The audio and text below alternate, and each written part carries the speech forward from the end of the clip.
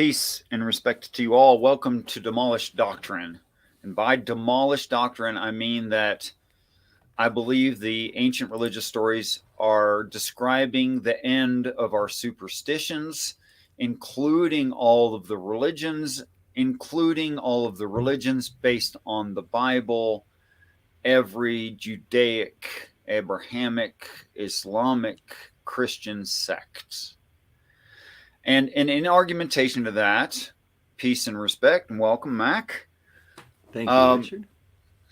In argumentation to that, there seems to be, and we were just briefly talking, and I thought it'd be a good show to do. There seems to be two major forms of argumentation against what I'm saying. There seems to be the total denial. And then there seems to be those who can operate in logic in the spur of the moment and see if something is reasonable to believe. Now, I'm looking for the second conversation. And for me personally, though you may not be interested much in what I feel personally, for me personally, it is a respite to have Mac, and it is a vacation to have Steve with me to openly discuss these things. So, Nice. so I think that Mac, who is able to attend more often because he doesn't have a problem with insomnia and sleep disorders, Right. like our brother Steve does, feel sorry for him, is more able to engage that way. So I welcome you, Mac. Thank you so much for all of these shows you've done so far. I appreciate each and every one of them every You're time. welcome. It's been, well, thank you too. It's been awesome. Um, I was confessing that I've been through a little bit of a flu bug journey over the last week, and been thinking about, boy, we've laid down some tracks on these sessions, and Mm-hmm. it's just been awesome for me too. It's been a great a journey at trying to understand what exactly you're bringing to the table, and it hasn't been for a moment frustrating or um, dull, you know. So it's been engaging and interesting the whole time. So hey, Yes. so it's my pleasure, I guess is what I'm saying. It's really my pleasure. I love these sessions too. So and I'm happy to hear, it's reassuring to know that I'm bringing something to you as well, because the other thing that I really am aware of is that um, I'm really not in an argumentative stance with you, and I haven't been probably since maybe month two of our discussions, because I've well, first of all, you're not trying to convince me of the veracity of anything, and you appreciate that I can hold to some skepticism as well, uh, and even allowing that everything you say might be exactly dead on true. Um, it wouldn't be reasonable for me right now to embrace it without more confirmation of a probably of a more personal nature. So, Mm-hmm. or I don't really know what it would take. That thing behind you comes down in the sky. I won't. There won't be any. There won't be any question anymore. But That'd be the end of the argument. yeah, And that's very interesting. And I don't know why Christians don't notice this. And I may yeah. have said this to you before, but I may not have said it to Krish or Trusty Ape. Um, there is absolutely zero passages in the Old Testament or the New Testament, the prophets, all of it, that reference someone doubting the existence of God or heaven or angels. Hmm. There's no non believer that says, prove it. Why is there not a discussion ever of the most natural human thing to object with? Show me these angels, show me this heaven, show me this God. No, the discussion is always, do you have the right God? Right. Are you Right. There's thinking the, of oh, I God the see. right way? Right. Um, Now, if what I'm understanding the text is trying to describe is correct, that makes perfect sense that that argument wouldn't be there. Right. Whereas if Right. I take Because it it would into a be, modern text, I'm sorry. I'm sorry. I get why. It'd be because it's happening. Right, Because there's angels everywhere. Because, yeah. right. Yeah. There's not. Yeah, No one. and Yeah. and people don't argue. They might argue what they want to label the shade of blue that is the clear sky, Right. but they're not going to argue whether or not it's blue. Right. You can get into the nuance of experience, but no one would say something like, "I believe the sky in broad daylight appears black." No one's going to Right. say that ever because it doesn't. Right. Um, would I say Judaism is true? Peace and respect, math pick. I didn't even see you pop up Oh, there. hey, Matt. Daylight savings, yeah. Yeah, I can barely deal with time zones, and daylight savings does not help. I should just move to Arizona. Uh, just be done with it. Okay. What was it we were just saying? I am so easily derailed. I know. That was my bad that time. What was it you'd said that derailed me, and I'll be able to track back. You had just said that nobody ever in any part of the Bible says, you know, prove Right. to me there is a God, prove to me Right. there are angels. Right. And I said So that's so because. in yeah.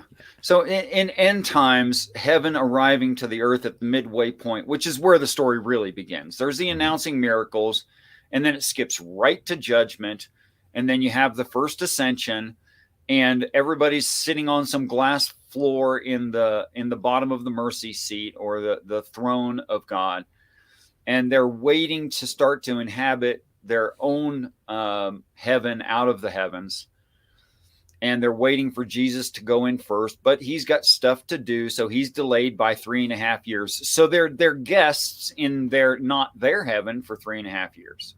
Okay. Meanwhile, they're watching all this stuff happen in real time on probably very large monitor screens, um, Hmm. and through the glass floor itself, and they're watching, the flames and stuff fall from space and all kinds of craziness Mm. after the first ascension, which is why there's a second ascension, and neither of those are resurrection, and neither of those are referring to the resurrection of Christ. And Christians get kind of messed up on that because there's three different resurrections Mm. mentioned, and then they say they're the only ones going, and I don't know how they maintain that. You just Right. ignore Right. some of the Right. text, you'll be fine. Right. Right. That's Uh, just yeah. That. so it seems the most natural thing that famous atheists, and they've made themselves public. I'm not picking on them. Yeah. Say things to me like, "Show me this God. Prove this God exists. Prove these angels exist. Prove this heaven exists." And it's just not anywhere in the story. But if it was their first person experience, they would not ask that question. If they already saw it, they wouldn't ask the question because they already had the evidence they need. So that makes perfectly good sense to me. I just rattled on a bit. I'm sorry, Mac. No, that's okay. Does that seem to make sense, though? Yeah. Yeah. Okay. Yeah. Absolutely. Yeah. So the really the kind of skeleton key um, is to turn around how we're reading these things, all of these things, and Mm-hmm. think of them as future events. Almost all of those things, or everything you read in Scripture, would Mm-hmm. refer to a future event, right? Or would you say everything? I mean, I guess really, The first 5 days of creation and up through most of the sixth day of creation is past event. right? Except it's probably going That's to it. happen again. Well, So in a sense, it's yes, a future event too. You know, it's like it's a future event that we shouldn't be worried about right now. right, right, Like that's right, good to know as an overview of right, why there is this idea in these expressions of a circle of life, that the hero story repeats so much, right. that there's these weird phrases like universes or worlds that are in the text, that kind of idea. and how the hell do you make sense of that? So that concept justifies those issues, but is it directly relevant to us right now? I think it'd be relevant to the hero, to the intended reader, that he knows that it'd be important to him. Right, right, But to the general populace, I don't think it's important right. that there's going to be another Earth and what they're going to do in heaven, what their jobs will be, and how they'll be, gainfully employed, earning their keep in society. Right. I should have silenced that. It's all right. Gainfully adding, gainfully is a horrible word to use right there. Being a productive part of society. Mm-hmm. Right. And I think because there's so little in these stories about that situation and what we will be and what we will do in heaven, Mm-hmm. that Christians have taken what's little there, a little snapshot, and stretched it out in both directions to eternity, saying that we will play harps and praise God and be, That's I don't right. know, mindless, creepy. Ugh. Just chanting forever. Oh my gosh, that sounds horrible. Oh. I mean, doesn't that kind of make you go, what the hell am I going to become? Do I really want that? I remember as a youngster, I remember hearing that and saying, "What? That doesn't sound that great." I mean, maybe it'll be great once I'm doing it, but it doesn't sound great from where I'm standing. Because I was in choir, I knew what it was to sing a lot. It's not that. I mean, it's nice for a while, but it starts to get to be real work. You know, you gotta like rest afterwards. It's not. It's it's not what I'd say is fun, but. So, Chris, you asked twice, and I want to answer, if that's Mhm. okay with you, Mac. Please do. Yeah, I was Would actually you trying to say drive the conversation that Judaism is way. true? You were trying to steer it that way. Well, let's just be clumsy and jump. Yeah. Um, I'll make you work so hard. Choir was enough work. Um, what's my take on Judaism? Here's my take on ancient religions, and by ancient religions, I mean I would not include things like Scientology, Right. Jehovah's Witness. Um, what else would I not include? Mormonism. Although there's parts of Raelism. Mormonism that date way back and are true, I'm persuaded. What else should I disinclude? Things that aren't religions. Um, um, Things like Taoism. It's not Mm, really. It's not. It's acceptance of reality. It's not really a religion. mm, So I wouldn't include those as religious stories, nor not Satanism, but the Church of Satan. right. Church of Yeah. Satan is not a religion; it's just materialism. Yeah. Yeah.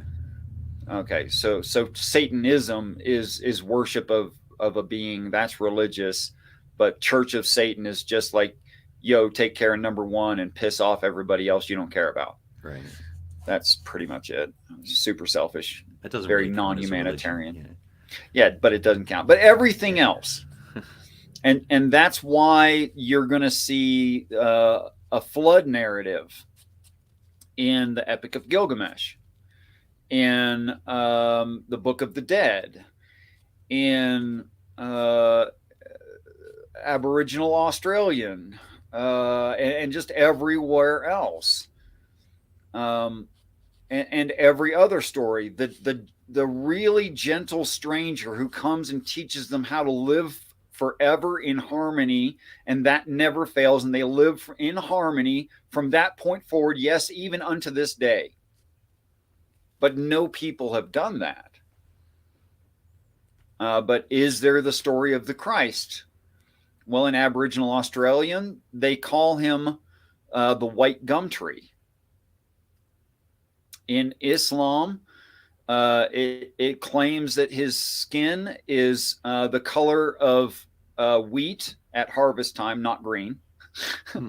but that light tan color with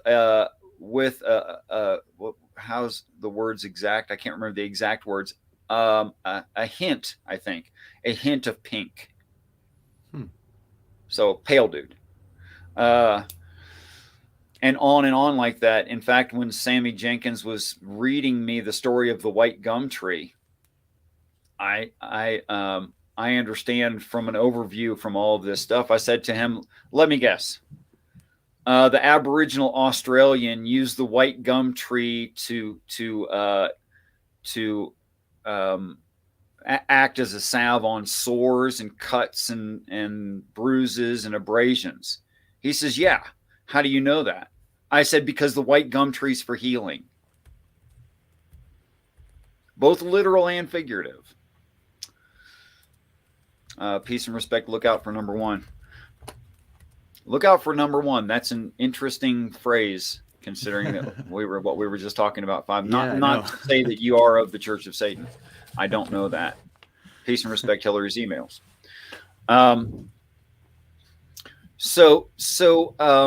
I think that our stumbling block in unification throughout the world within these ancient religions is simply social differences. That is to say, I eat the cow, and the Hindi worships the cow, respects the cow as an ancestor. So the word cow does not mean the same thing to me as it does to them. That's right. I could replace their word cow with ancestors, and everything they say about the cow makes perfect sense to me all of a sudden. I've bridged the social differences by doing that, and they can do it the same way. They can change cow to dead folks. Mm-hmm. And it all makes perfect sense.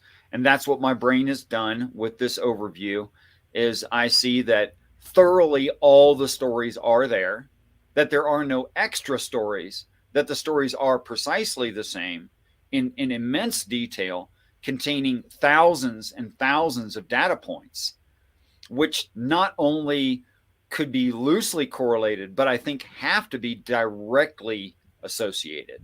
And I think I have no choice about that. So that's what I think is true of that, Krish. Mac, do you have because you grew up in a Christian community? Mm-hmm. How were you brought up to think of those other ancient stories and tales? Well, so my mother, God bless her, if I may, she was very she had, I don't know if there's a name for it, but she had, I guess, a liberal approach to my religious upbringing. So she and she was clumsy about it, of course, but that her intention was to not impose on me a set of beliefs. And so I had books about comparative religions and very like simplified understandings of world religions and things like that growing up. But the pastor at my church, who, among other things, led the youth group I was involved in, I mean, I sat down, I have a memory of sitting down with him and asking about my friend at school who was Jewish, and he used the phrase "missed the boat," and I was stunned.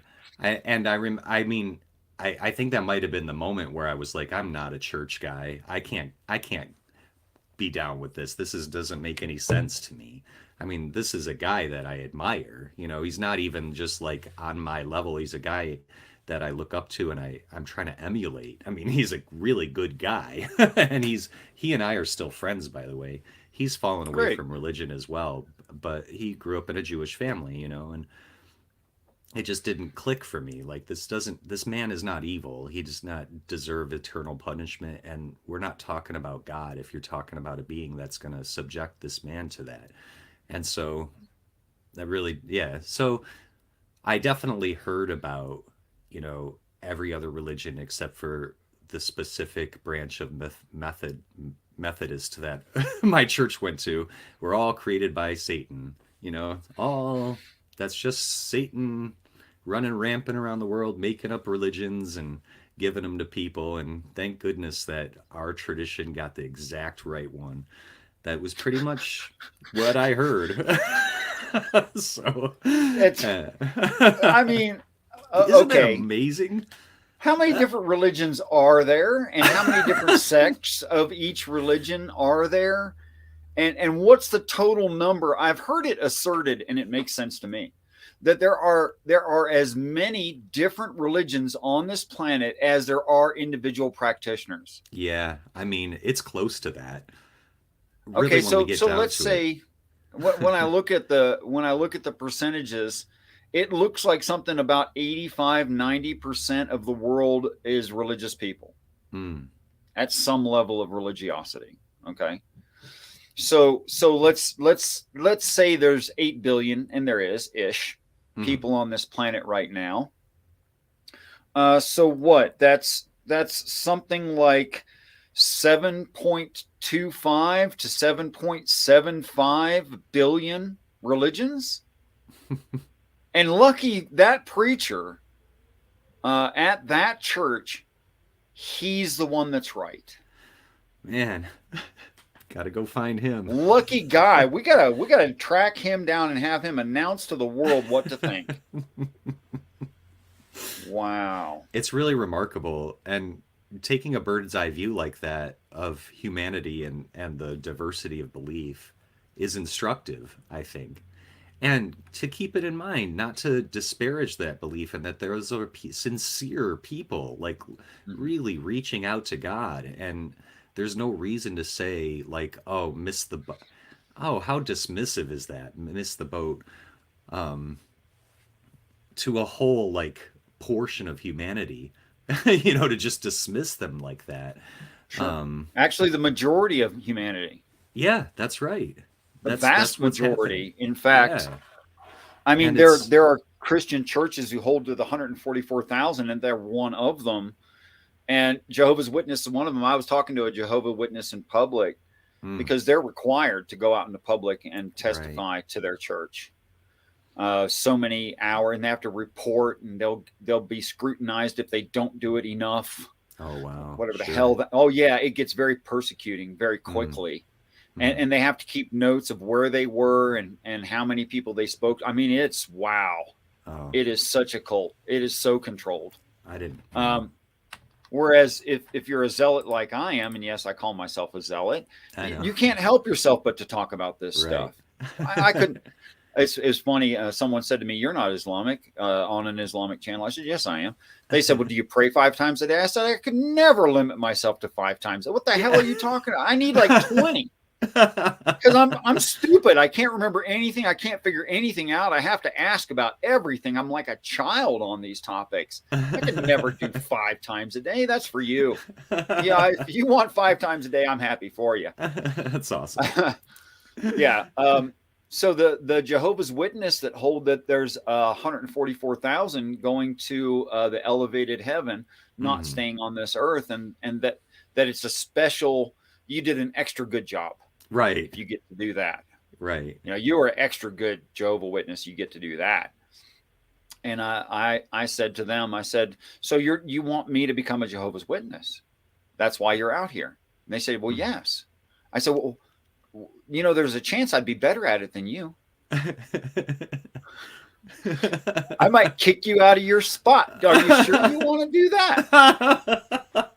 Shouldn't there be only 144,000 Jehovah's Witnesses on the planet at any given point? Yeah, I mean, You shouldn't let your church get bigger than that, because then you have a demotion involved in recruiting. that's riot. I love It's that. just an observation. Yeah. Uh, Where I, does I mean, that as soon as you limit in that way, go ahead. I I know you've come across this before, but I don't I've never heard you talk about that number before. What's your take on that 144,000? Or we Okay, could do that. I This is a the good one Bible too. has. We'll do both. We'll do All both. right. We're not short on time. All right. If you are, No. tell me. No. Okay. I'm good. All right. Okay. So, um, the Christian sects who assign value to the idea of only 144,000, again, cherry picking the text. And Okay. I will say that I think I understand why. Because we want to be part of a group, and Sure. we want that group to be special, because we need to be special and accepted. Right. Okay. So you can't get a lot more um, exclusive and in that exclusive group than like I stay at the Waldorf Astoria.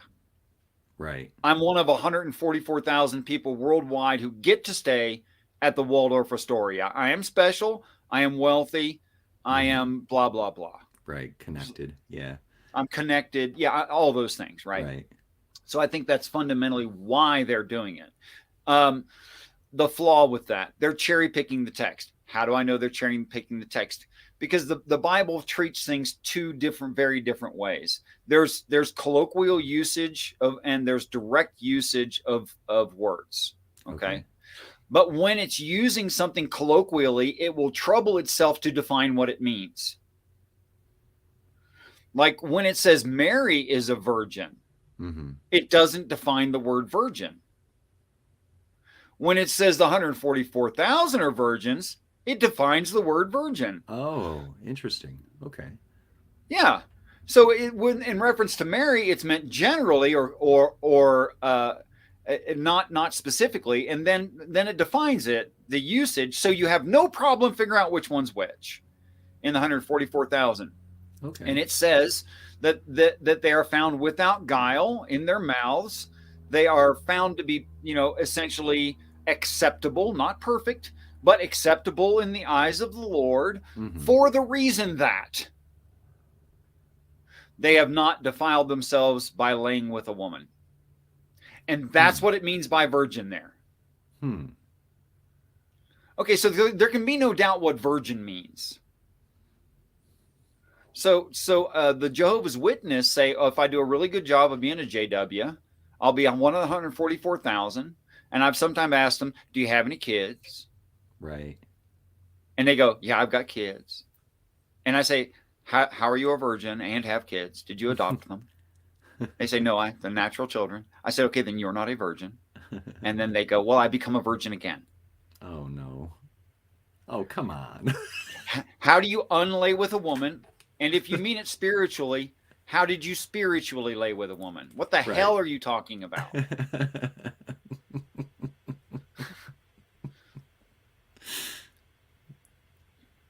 So there's the bias, the denial, and the cherry picking. There it is. Yeah. So, what is it really referring What is to? it really? Yeah. What? What's that passage referring to, really? Well, it The says first 144. fruits. It doesn't say only fruits. Uh, Why call something first if there's no second? right. And then it talks about a second resurrection.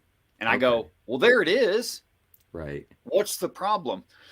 I don't know how familiar you are with pop culture from 20 years ago, but you likely know the TV series based on, I think it was a book, essentially originally, Stargate. You Oh, remember sure. Stargate? Yeah, yeah. Okay. Yeah. Okay. So the alien arrives in a flying pyramid. I think that's art reflecting reality, by the way, not the other way Interesting. around. Yeah.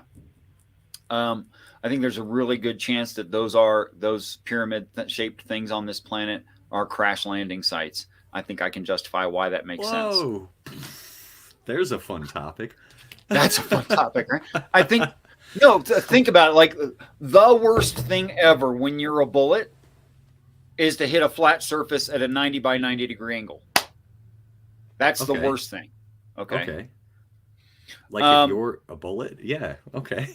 That's if true. you are the bullet, like you're crashing down from the heavens Yeah. in a semi-controlled or uncontrolled way, Uh-huh. the last thing you want to do is hit a planet at full speed. Oh, right. That's a bad plan. Yeah, that's true. Okay, well, that's a landing platform. That's how landing platforms normally are. It's a big flat surface that's hard. Oh. That's a bad plan. We land our rockets and planes and stuff like that on a flat surface that's hard. Right. Well, that's fine if you're in good control of it, but if you're in semi-control or bad control, that's a bad plan. Ask helicopter pilots, plane pilots. It's a Mm. bad plan. You want to hit something soft and squishy. Mm. That's what you want to do when you're out of control. But you can't always hit something that's soft and squishy either. That doesn't always work out. Okay, so what you want is not something that's flat. You want something that is angled. So Hmm. if you came straight down, it would kind of like deflect. You wouldn't just Oh. smash into it, Oh. right? Okay. But you wouldn't want it to be one surface because that's like guiding you one way. You have to go that way when you hit it. Right. Well, it'd be really convenient if you had two angled surfaces and you Interesting. had something to trap the angles because it would like self center. You'll be Hmm. really good is if it was four sided at Right. angles. Right. That'd be awesome. You just generally hit it and it guides you. The Great Pyramid's actually eight-sided. Yes, it is. It's a little tucked in, so you get a Yeah. little micro variation in the angles too. That Yeah, I've and never the heard. biggest one on the planet, by the way. What's that? And the biggest one on the planet. The Great Pyramid is the Oh, biggest pyramid on the planet. I thought you meant also the biggest one on the planet is shaped like that. And I'm like, what are you talking No, about, yeah, Mount well, Everest? coincidentally, yes, and it's the same exact one. Yeah, yeah, gotcha. Yeah, At the same time, in the same space, and in the same way, like right, identity. Like it's right, that right, one. right. Gotcha. I thought there was another one I didn't know about.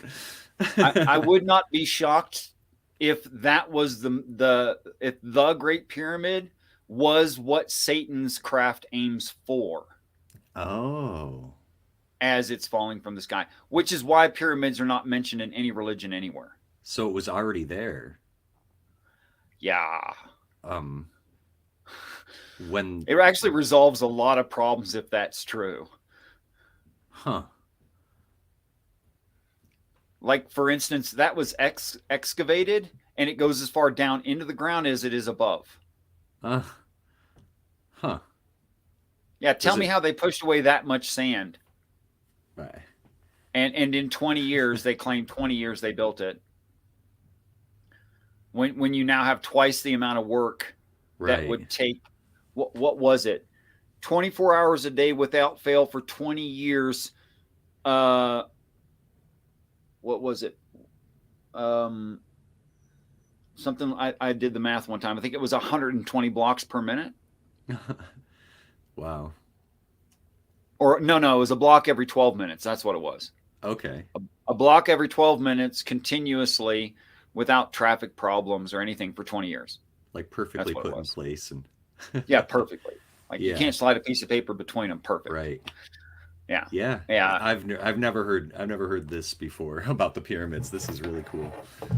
It makes me think about that one on Mars, and supposedly there's one in the Antarctic too. That's pretty big. Don't know. Yeah. Um, Agnostic pagan mom dash Jesus was pagan too is here. I want to say hi to oh, her. peace and respect. Yeah. Um, Mary meet. so this show is not. It's not. I mean, I want to express what I think is true, but I don't want to run over and disrespect you either. Do you have anything on Oh, this comment, this question, yeah. this question? Well, I mean, it's the answer's in the question. If God is more powerful than Satan, then God is able to control that being. And then the question becomes why doesn't God control Satan? Not Mm-hmm. why can't he? And that's a more subtle question, and requires a more subtle answer. And frankly, it's not that satisfying of an answer. You know, suffering unfortunately appears to be part of this package, you guys. Like, you want to be alive, you gotta go through some challenges and you gotta suffer, and at least in this place at this time. And that's not for nothing. I think I I think that you don't have to ask Richard to hear a justification for Satan and his busyness around here. There's a really common answer, which is pretty much universal among anybody who like explores this topic, which is that you know every kind of growth that we encounter requires some kind of suffering, some kind of pain, and that's what we know about growth. is that it's not comfortable. That's one thing we know about growth. It's only nice in retrospect, and then we're like, oh boy, did we grow a little bit there. That was nice, but during the growth, it's tough. Learning to ride a bike is frustrating and ends up with scraped knees. But then you get to ride a bike, and you get to feel the wind in your hair, and it's incredibly worth it. So what I mean, Richard's take is that eventually we're going to be Denzians of this planet will be part of a population who doesn't all know about suffering, and we're going to hold that knowledge in a way that is valuable to that population. We'll be the repositories of the knowledge that comes with the experience of suffering. And so in that sense, Satan is part of God's plan. I guess you could say that way. There's value to this. So, and also God doesn't seem to be the type that goes around snuffing out other powerful beings. That's not that's not God's game. So That's not cool. yeah, it's just not cool to go around genociding. So you know, Satan's got something going on, and so does God, and it's it, it works out. So, but God makes responsible for any. Oh, that makes God responsible. Yes, it does. Yes, it Yeah, does. And here's why I say all of those things, and I could probably go on, I don't know, for yeah. days about There's it. more. Yeah, There's a lot more. yeah. It gets very, very detailed. Um, our heaven, the New Jerusalem, according to the Bible, is 1,500 miles across and spherical in shape. And if I do some really ugly math that I know is not accurate, it'll still give us a good enough idea. Just for easy math, if I make it into a cube and I put the floors, like floors in an apartment building, and I put each of the floors an entire mile across. I'm sorry, an entire mile away from each other in elevation. Um, then I end up with roughly 1,500 floors. And if I took that surface area and I laid it out on the Earth, you get 75 Earth surfaces. Okay. Per So floor, no, right? 75 Earth surfaces total within our heaven, Oh, okay. Okay, got it. if the floors are a mile apart. Okay. Of course, twice that much if they're a half mile apart, 4 times that much if they're a quarter mile apart, and I Right. think they only need to be about 300 or 400 feet apart. Hmm. And I don't know how many I Earth think that's surfaces. I probably didn't do true. all that math. I'm just trying to make an example, just so something we Yeah. can grasp, which we can't really grasp this because none of us know how big the Earth is. It's just Right. freaking huge. Yeah. So our present population of 8 billion people, if you divide that by acres in the state of Texas, in North America, in the U.S., in North America, of the Americas, of the planet, you get 4.6 people per acre in Texas. Okay, so we're a smattering of people on this Earth's surface. And if I laid out heaven's floors all over the planet, it would cover the planet 75 times Mm. if each floor is a mile apart, which I don't see any need for. Right. Okay. Which means when you put 8 billion people into a ship that size, they're a skeleton crew. They're all going to have to work in just a section of it, or they're never going to see each other, which is why the text reads, when you take the promised land, conquer it, claim it as your own, multiply and fill the land. It's because it'll be empty. I mean, freaking empty. Hmm. We are going to, even when we restore every human being that lived on this planet ever, estimated at 110 billion, it's still basically empty. Inefficient use of real estate. That's nobody. These are enormous numbers. I know. And the other 23 heavens are filled. They're filled. Wow. No more Um, room. I'm sure you reach capacity because a human being takes up space and the thing is solid and there's almost only so much usable space within it. It gets filled up eventually. Sure. And then we have to talk about why people move on to something else in their old age out of their heaven, which makes perfect sense because there's only so much room there. What do? You start doing something else, you go somewhere else. So yes, we will be identifiable and privileged to have suffered on an earth as a very, very, very, very small percentage of that total heaven population. And it's part of our responsibility as those who had the privilege of suffering on an earth that, as Mac said, we keep everybody else straight. And we know that's necessity because of the story of Azazel. The story. What's the Christian name for him? Azazel? Lucifer. Oh, Lucifer. Yeah. Lucifer. That there was one who did not understand because he did not have a comparative and he believed something wasn't true, and he went and struck out on his own and screwed some stuff up. Well, we don't want that to happen twice. So ultimately, when we have no comparison, we can have misunderstandings, right? Which is just evidently true, and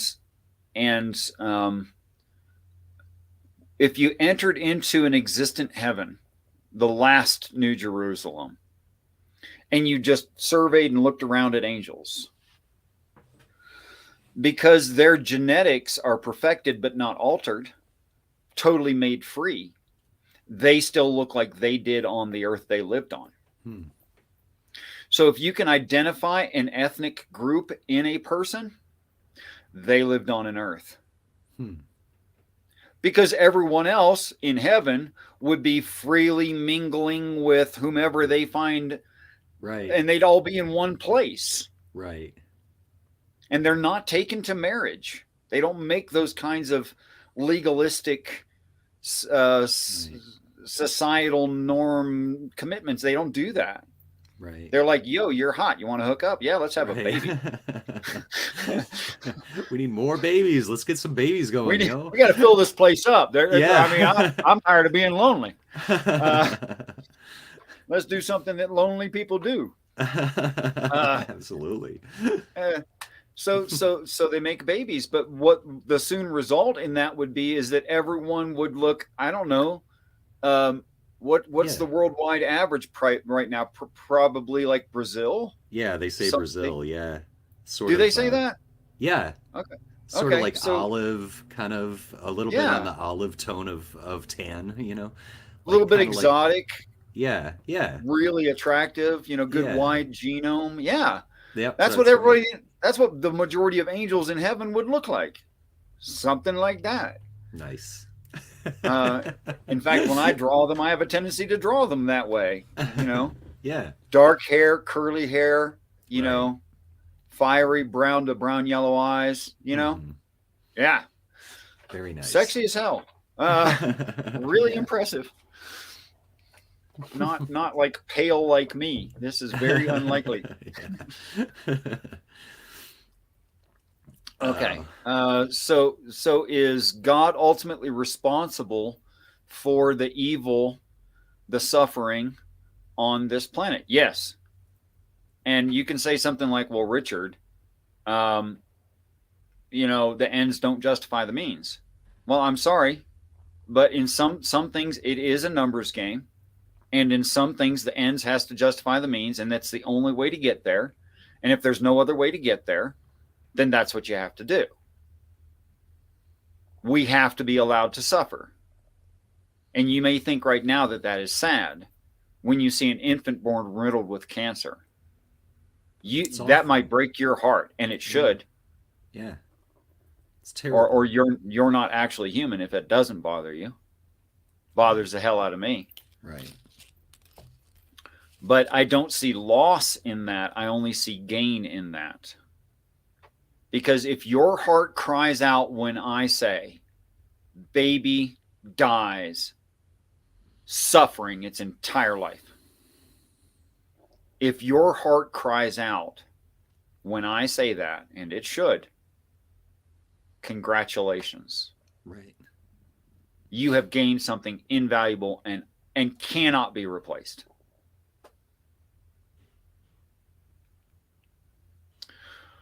So I think it's that important. I had a friend a couple decades ago who fancied herself sort of a, a natural healer type person, and she used to always say that she used to refer to our sacred wounds, how each one of us carries a specific wound that was the time where we were hurt worse than we were ever hurt in our whole life, Mm-hmm. and how that when we find that wound and we start to tend to it and to honor it for what it's given us and how it's defined us, that's when it starts to heal, and that it doesn't heal by disappearing, but it heals by Mm-hmm. developing into something valuable instead of something detrimental as part of you. Well, that I think that's completely coherent in human nature. Mm-hmm. You don't forget and you don't get over it, and you shouldn't. Right. That would be denying what? Your memory, your humanity? That you can't do that Exactly. and maintain what you are. Exactly. However, if you can, because there's two kinds of people. Some become bitter, Right. some become empathetic That's true. from the exact same situation. That's right. So, how big are you? Are you big enough to say, my legs were amputated Oof. and they're not coming back anytime soon, and I'm stuck in a wheelchair and on prosthetics, etc., for the rest of my time here, and fuck the world? Right. Are you going to say that? Or are you going to say, I want to help other people in wheelchairs have better prosthetics? So I'm going to That's right. submit myself. I'm going to take my extra time. I'm going to give it to science. I'm going to give it to developers. I'm going to work with people. I'm going to find the best. I'm going to be their I'm going to be their ugly example of what can happen. And I'm going to help others have better prosthetics. Which way Right. did you go with it? That's really it. Yeah. And both outcomes have happened from those kind of scenarios. Sure. We've got examples of both things. Although I think the latter is more rare. It seems like fewer people are capable of that. Maybe it's my cynical outlook. I run into a lot of grumpy people in my world. Sure. We're weak. Yeah. But take this, and in some context this is a horrible answer, in some context this is a perfect answer. um your sacred wound, in a different paradigm, in a utopian society, is it still a wound? Let's say, for instance, myself. I'll take myself as an example because I'm okay with me picking on me. Okay. I was an altar boy. Yeah. I fully trusted as a dad figure, as a religious authority, the preacher whom I was tutored by at the church. Every authority I had in my life, other than them, namely my mother, said that this person was a trusted authority. Okay, so I trusted them at mom says trust them, and in my experience, I Yeah. can trust them. And then that trust was breached. Okay, so Yeah. It's horrible. yes, it's horrible, and I couldn't be me right now without it. Right. I Right. wouldn't be me right now without it. I I mean, I could have possibly been very similar to what I am right now, but I certainly wouldn't have been this particular brand of open-minded reading the Bible. I could not have done that if I had maintained Catholicism. Right. I could not have done it if I couldn't get out of that mindset. If I hadn't gotten out of that mindset, and there had to be something to force me out of that mindset that everyone that I knew, I mean everyone that I knew, said was correct. Catholic family, Catholic schooling, Of Catholic, course. Yeah. Catholic billboards, Catholic stores. I mean, it was everywhere. Yeah. How would I have gotten out of that? Well, if I assume that I'm normal in my biases, I wouldn't have gotten out of it. So what am I to do? Go back and thank him? Right. No. Well, I don't yes. think so. You think so? Go thank him? In some ways, yes. I mean, thank God maybe for. Oh, I don't even know if I'm comfortable with that. I For am. the I'm totally opportunity comfortable to with thank, that. to be forgiven. Yeah, I don't. Yeah, I don't know. I don't know if. Wow, When I that's pretty see him radical, born man. into heaven and I see him grow up and become who he is, Yeah, I will take the time to thank him. yeah. That is a radical shift in perspective, and there's a beauty to it, um, a deep beauty to it, And and and and I don't want to forget it. I don't. yeah, yeah, right. It's definitely I not about want forgetting it. It's about not letting it, you know, oppress you, and yeah.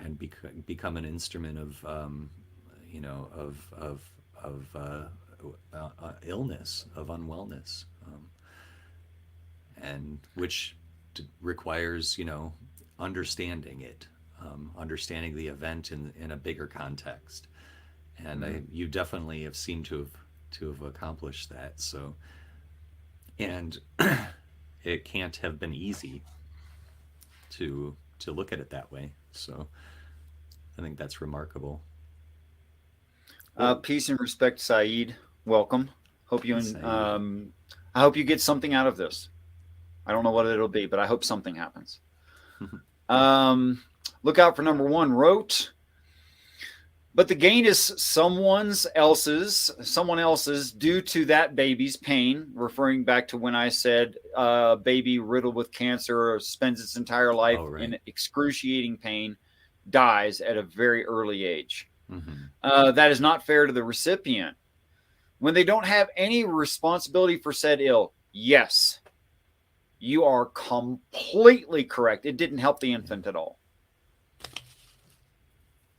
It helped those who saw it. It hurt them in deep and meaningful ways.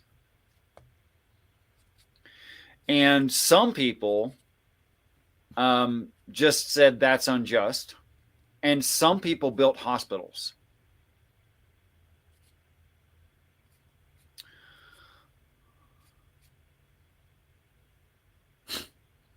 Exactly.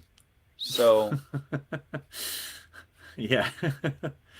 That about says it, right? Yeah. I mean, yeah. So be someone who builds a hospital, right. you know? Find empathy, find brotherhood, find sisterhood, find love, find humanitarianism. Um, if you find someone significantly and obviously less intelligent than you are, don't make fun of them. Take that into consideration when you speak with them. They didn't choose that. And you Right. didn't choose how smart you are either. Okay? If you find someone emotionally unstable compared to you, lend them your strength. Be that rock in their life, at least in the moment. If you can't do it long term, if you don't have the kind of relationship where you're in close proximity and you can't do it all the time, at least do it when you're there. when you find a child, you don't poke fun at them for being short. You help them grow. Because you understand that they're short and they had no choice about it. Right. And that's something that you have to take consideration of. So unless you want them to have a crook in their neck, and that's not good for them, Right. and you'll squat down and get down to their level, which is what they need, because they can't float in the air up to your level, and speak to them as a person. Right. Hear, hear. Speak to the children with respect. And I'm not completely consistent in that, because I know that there are things I don't know and other adults don't know, but I do get frustrated, and I start retaliating against adults that are being what I think is unjust. And I have to work on that because they don't have a choice about being unjust. And I should just accept that. Oh, that's a big one. It's hard because I think I'm an adult and I think they are too. Right. And if they don't have some obvious dysfunction, like being a child or being Right. severely handicapped, then I have not enough forgiveness for them, and I need to work on that because I'm wrong. And I'm just obviously wrong. And that's I hard. expect a lot from fellow adults too. Maybe I should work on that. I don't know, define adult. Yeah. Folks, yeah. Folks they let drive cars, I guess. I don't That's a pretty minimalistic definition of your standard for an adult. I mean, so many of my days start out with frustration in traffic, and I'm like, why do so many people have keys to cars? This should be stricter. This should be more restricted, yeah. Yeah, stricter regulations here. What's going on? They are way too free with car keys out here. But yeah, I once was a terrible driver too, I'm sure. So I mean, if I'm gonna gender some kind of a definition off the cuff for adult, yeah, then I have to say, I think I would have to say something like, is not remarkable in any way, and is of the majority group, not the minority group, like not a minor. right, Which is why minors called minors, because you don't stay that way very long. right. And you become part of the major sized group. That doesn't have significant debilitating how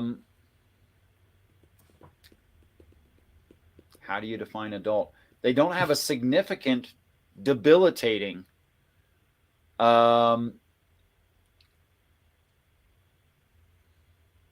difference from the average adult, from the average grown person. Okay. Oh my gosh, who fits that? That's a tough one, yeah.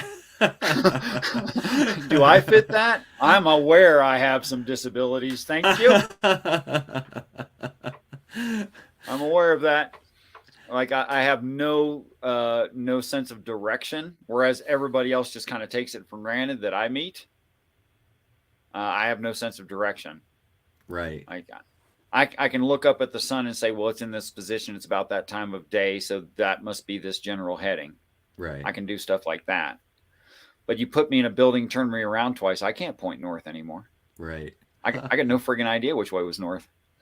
Cloud cover? Oh, I'm screwed. Right. No.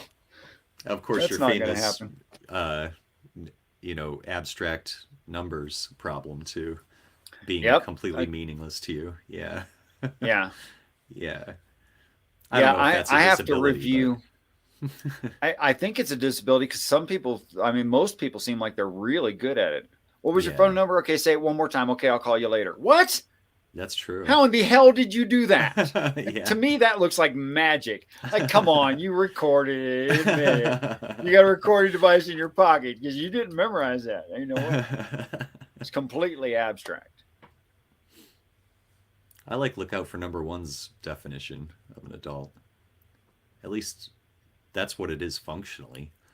The age of responsibility within a society. I mean, that's legally what an adult is, So Sure. But and the problems the reason I have problem identifying what an adult is because what I would require of an adult, of someone that Right. I would call an adult. That's the problem. Um, let's say that in order to be an adult, you had to be fiscally responsible. Okay, well, what's needed to be fiscally? Well, you have to have the mental Right. fortitude, awareness, right? Right. And then you have to Yeah. understand finance well enough. Yeah. Okay, To not spend more than you make, for instance. right, to live below your means Yeah. and save for a rainy day and pay your Yeah. bills and not acquire too many bills that you can't really afford and Those all kind of those things. Yeah. responsible things. But all Right. of that required a whole lot of like background information and knowledge and application in real time. And you have to Right. know all those things to make it work. And that's simple. That's just maths. Right. That's uber simple. We're not talking about emotions or any of that stuff. Right. We're not talking about anything that's really abstract and difficult to understand, like social interactions and personal relationships. Right. Oh my The God. minefields. Yeah. Okay, in order to be what I would consider adult, you have to have the mental wherewithal, the appropriate knowledge, and be able to apply it in the moment. Um, but I could go to something super, super simple and say, like, hydrogen is the physically simplest thing that I know of. Right. Do I know everything about hydrogen? No, Nope. you don't. Does the Earth know everything that there could be to know about hydrogen? Hmm. I doubt it. The Earth? The whole planet's worth of people. Oh, yeah, no. Yeah. Probably not. There's got to There's be probably something we stuff haven't to be discovered yet. discovered about. Yeah. Yeah. Yeah, Yeah. for sure. Okay. So if I don't have all knowledge, then Yeah. I can't make perfect assessments. So now I'm going to be Oh, making sure. limitedly applicable assessments. Right. Is that my definition of an adult? Someone who can make limited applicable guesswork be correct enough of the time? Well, sure. If that's my definition of adult, you're an adult. I'm an adult. Everybody's an Yeah. adult on Right. average. But that Right. doesn't. But it doesn't make me perfect. It Right. doesn't make me knowing the stuff I need to know, and it doesn't make me able to apply it in the moment. So embrace humility when interacting with other individuals, and remember that you know none of us perfect. So we all have something to learn from each other. That's good. That's good stuff. I forget how Yeah, we got there though. doesn't matter. We were talking about suffering. We went right from suffering Yeah, to that sure. to exercising compassion and empathy with our fellow man and woman. That's a natural path, I think, from there to there. Right. Ah, peace and respect. Bible truth. Bible truth. We were just Everybody talking repent. about that claim. Bible Yeah. truth. We were just talking about the claim of any of us possibly having an objective outlook, Mm. which I don't think is possible. And I think if you do have an objective view of something, you are that God. Not to pick on you as soon as you show up, but wow, Bible truth is a big claim. If you wanted to write what that means to you, what Bible truth means to you, I'd love to see that written, or I would even open up the chat and invite people in after a smoke break. Um, okay, Jesus loves you and He wants you to come with Him. I find that to be true. Yep. That I could hear you saying that, Richard. Sure. Those exact words. But I'd even say that Jesus understands you in ways that you can't possibly understand Him, Mm. and would have greater empathy for you than you can have for Him, in deeper ways than you can understand. Wow. That's awesome. And I don't cherry pick the text. I say that the text is accurate when it says that he wears many crowns. Not that he is different kings. No. Right. But he's a king by different names. Uh, He has all the crowns, which is to say, he is Buddha. right. He is Thor. He is the gentle spirit. He has all of those names and more. Too many for me to list. Mm-hmm. Too many for me to learn. It's one per religion. I thought it was more like he wears a lot of hats. Like sometimes he's a politician, sometimes he's a fireman, you know, that kind of thing. I think Jesus' whole message was summed up well, and I probably said this to you before because I repeat myself a lot. Mm-hmm. In South Park, when he comes up to the mic and says, "I just want to tell you that all of you are wrong about everything." I love it. That's Jesus' South whole Park message. theology. Yeah. Jesus' whole message is, I got it. You ought to trust me, and you're wrong. That's it. And he just says that to everybody. For the record, I'd love to participate in a open panel after a smoke break too. So Okay, I'm gonna need at least one more participant. So one of you inside chat, promise me you'll come in after a 10-minute break, and we'll just keep going and see where this goes. Just anyone say, I raise my hand, yes. Any kind of positive response that is only a positive response and has no other comment attached to it, other than yeah, I'll come in, would be I taken promise as I'll a sit back and let you have the floor too. I won't crowd okay. anybody. All right, so we're going to take a 10-minute break, and in case we don't continue, thank you so much, Mac. I want you to know that I love you. I respect who you are as a person. Thank you so That much, I Richard. understand that you are not me, and I'm okay with you not being me. Thanks, man. All Your right. friendship is incredibly precious to me. So that means a lot to hear you say that, and I appreciate that. So Right on. yeah, thanks, brother. Okay, I'm going to go smoke a cigarette. We'll see if this show keeps going or if I shut it down because everybody left. We'll find out here in just a few minutes. For now, guys, take a bathroom break, have a Yeah. cigarette, smoke them if you got them, or smoke whatever you got to smoke or whatever that is. And we'll come back in 10 minutes. I'm not going to shut this down. I'm just going to let it run, and we'll see what happens from there. And until next time, if I don't see you again today, I want you all to know that I truly look forward to the day that we're all great friends.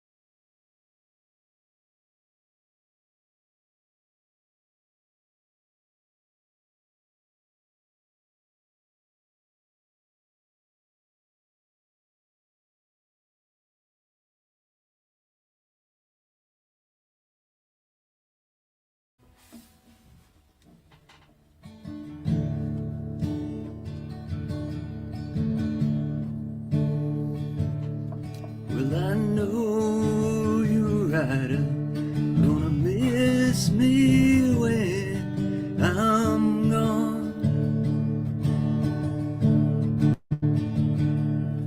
And I know you rider gonna miss me when I'm gone. Gonna miss your baby rolling in your arms. Well, laid down last night, I could not get my rest. Laid down last night, Lord, I could not get my rest.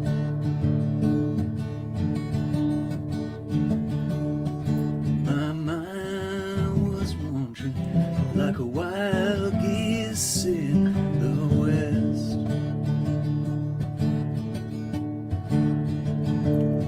And the sun will shine in my back door someday.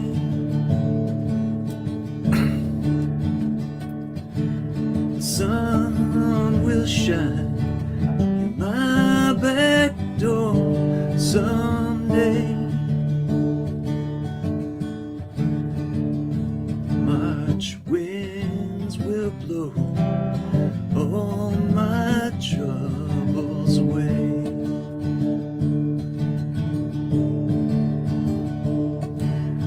Wish I was a headlight on a northbound train.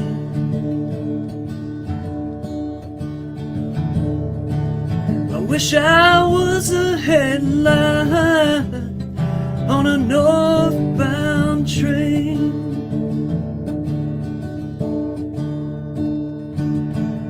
Light shine my light through cool Colorado rain.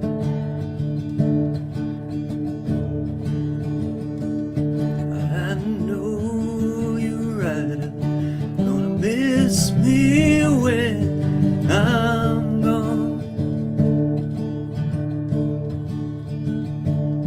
And I know you're right, gonna miss me when I'm gone. Just gonna miss your baby from rolling in your arms. Thank you. I'm here all week.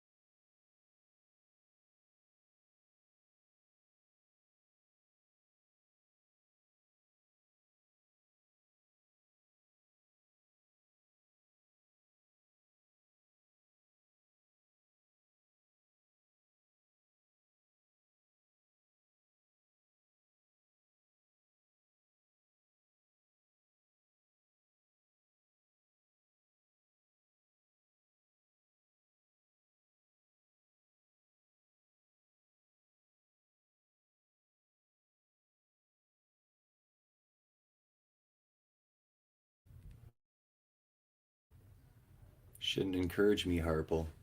I'll play another one.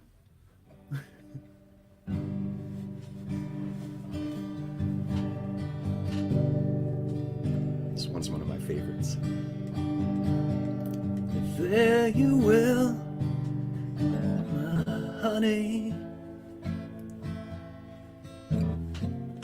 Fare you well, my only true one. Hey, ox. And all the birds that were singing are flown, except you alone. Gonna leave this broke down palace on my hands and my knees. I will roll, roll, roll. Make myself a bed by the waterside. In my time, I will roll, roll, roll. In a bed by the waterside, I will lay my head, listen to the river sing sweet songs to rock my soul. The river's gonna take me, sing me sweet and sleepy, to sing me sweet and sleepy all the way back home. And it's a far-gone lullaby sung many years ago. Mama, mama, many worlds I've come since I first left home. And going home by the waterside, I will rest my bones and listen to the river sing sweet songs to rock my soul. I'm going to plant a weeping willow on the bank's green edge. It will grow, grow, grow, and sing a lullaby beside the water. The lovers come and go, the river will roll, roll, roll. Well, fare you well, fare you well. I love you more than words can tell. But listen to the river sing sweet songs to rock my soul. I'm gonna listen to the river sing sweet songs to rock my soul.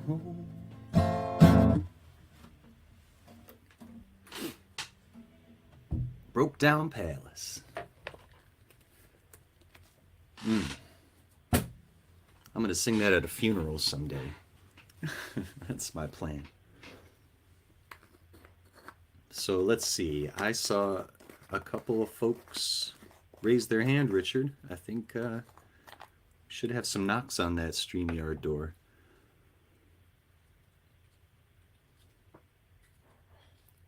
Thank you, Harpo. Thanks for the round of applause.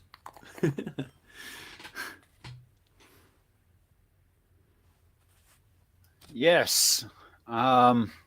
I wanted to not interrupt. I was just going to let you keep going.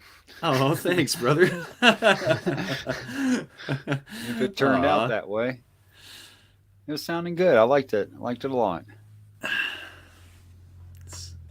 I got that guitar when I was a lot younger and a lot more idealistic and didn't value money quite as much. And said, someday I'm going to have children and I'm going to want to sing to them. And so I'm going to get a guitar. And now I have children and I sing to them. So maybe there's a place for idealism. Hello, William. Okay, so free for all but no dumpster fires. Please be serious. Although we're going to have a little bit of levity and kid around a little bit. But as long as you're honest, The StreamYard link is pinned at the top of the side chat. Feel free to left click on that twice, and that will bring you into the back studio. Please have a set of earbuds of some kind so we avoid echoing. As you come in, please turn off or mute. Mute is preferable, your YouTube stream that you are presently viewing. So those two things: mute YouTube, have earbuds, earphones, something like that. And please be honest. And be honest. Yeah, 3 things. You're right. Peace and respect, Nisha. Hey, Nisha. Bad counting skills. I'm telling you, man, my brain just doesn't like those kinds of abstracts. It just doesn't. I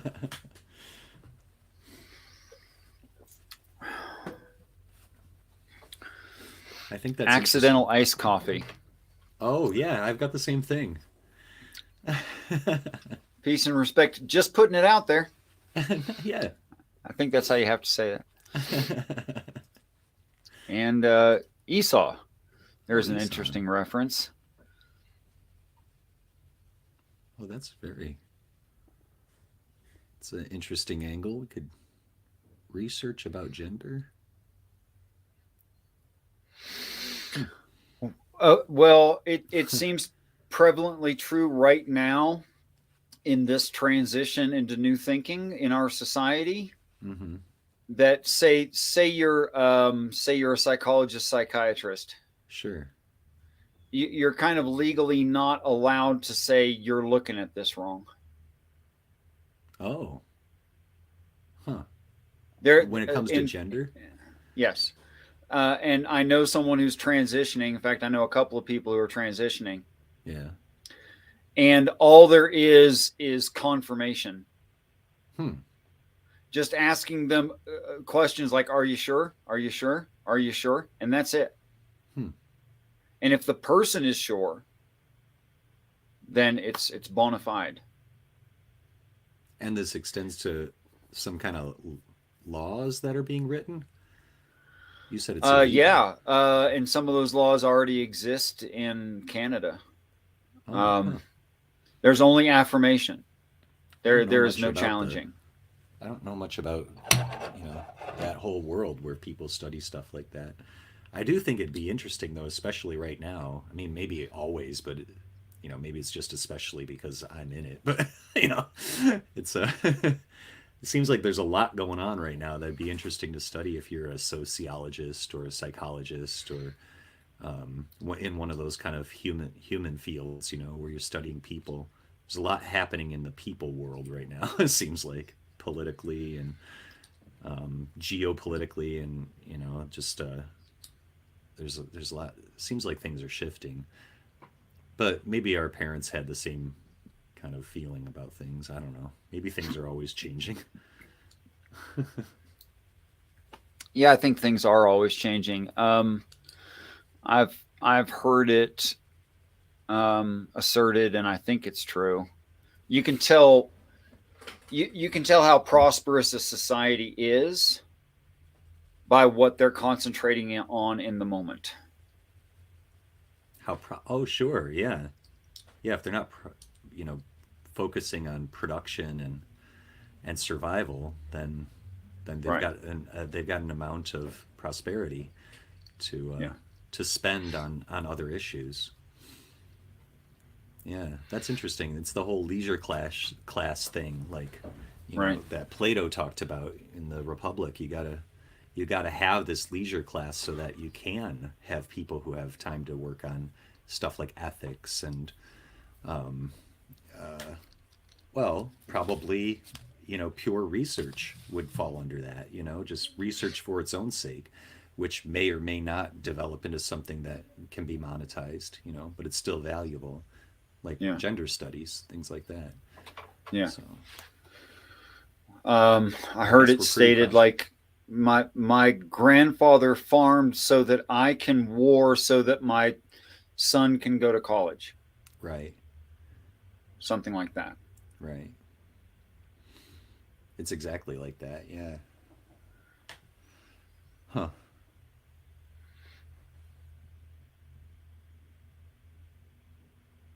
What about your grandparents? Were they immigrants, or how far back does your family go in the Oh, states? okay, so I don't know much. I don't know much um, about Scotland and England and Ireland, Mm-hmm. and I don't know much about Italy. Mm-hmm. But that's the places. Oh, and I don't know much about the. In fact, I'm no one's historian. Mm-hmm. Um, I don't know much about the southern invasion of Italy by the short, stocky, dark skinned, dark haired The Moors? The Moors. Moors, yeah. I don't know much about the Moors. Yeah. Um, but those are all the places my ancestry comes from, as far as I can tell. Okay. As far as 23andMe can assert or assess. Um, Interesting. as far as my direct knowledge of like my closest ancestors, Yeah. um, my Just dad just curious. really was affected by the worst wars on the history of this planet, and Oh. morally worst. Oh. Um, yeah, the Vietnam and Korean conflict, Yeah. the most technologically advanced and free to do anything, most immoral time is when my dad was in the military. I see. Um, so he came back very, very distant and damaged. And before that, I was just too young.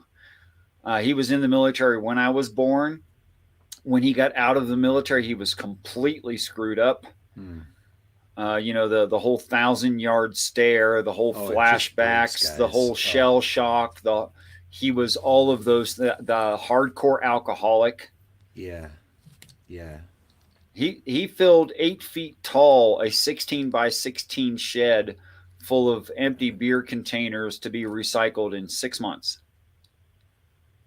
8 feet tall, 16 by 16, a block that size of beer bottles. Was he able to hold down a job? He worked for himself, and everything he tried he couldn't maintain. Yeah. Man, so tragic. What those Mm-hmm. guys went through. So he didn't. I don't know much about his family. So I see. dad's side of the family, I don't know much about them, Sure. except that the first immigrants' last name was Lawhon Hmm. and Madsen, and the Lawhons and Madsens married so long ago that I'm related to Michael Madsen, who is a fabulous movie star person, but getting kind of older. Hmm. Um, and yeah, he and I have the same great grandmother.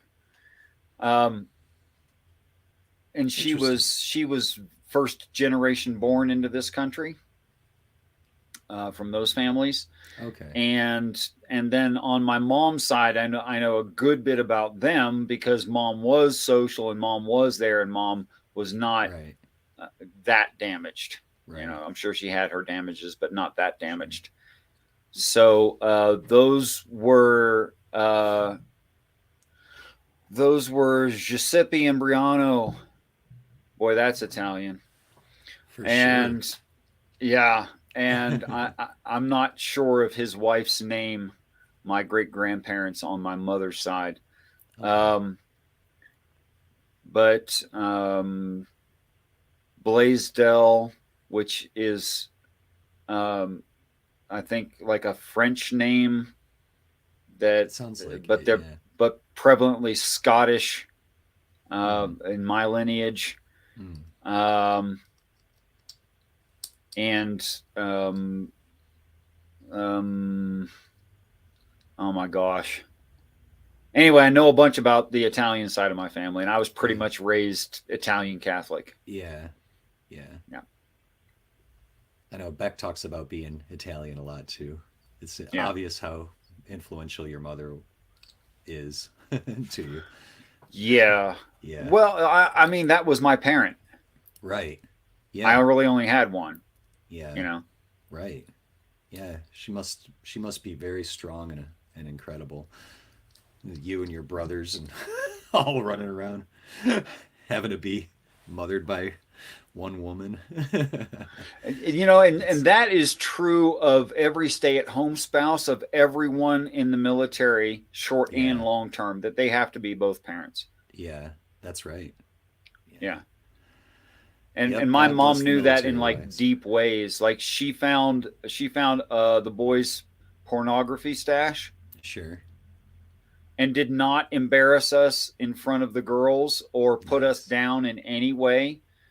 Only asked that we write a 500-word essay on the difference between pornography and nudity in art, and then returned them. Amazing. That's a real dad move. Yeah.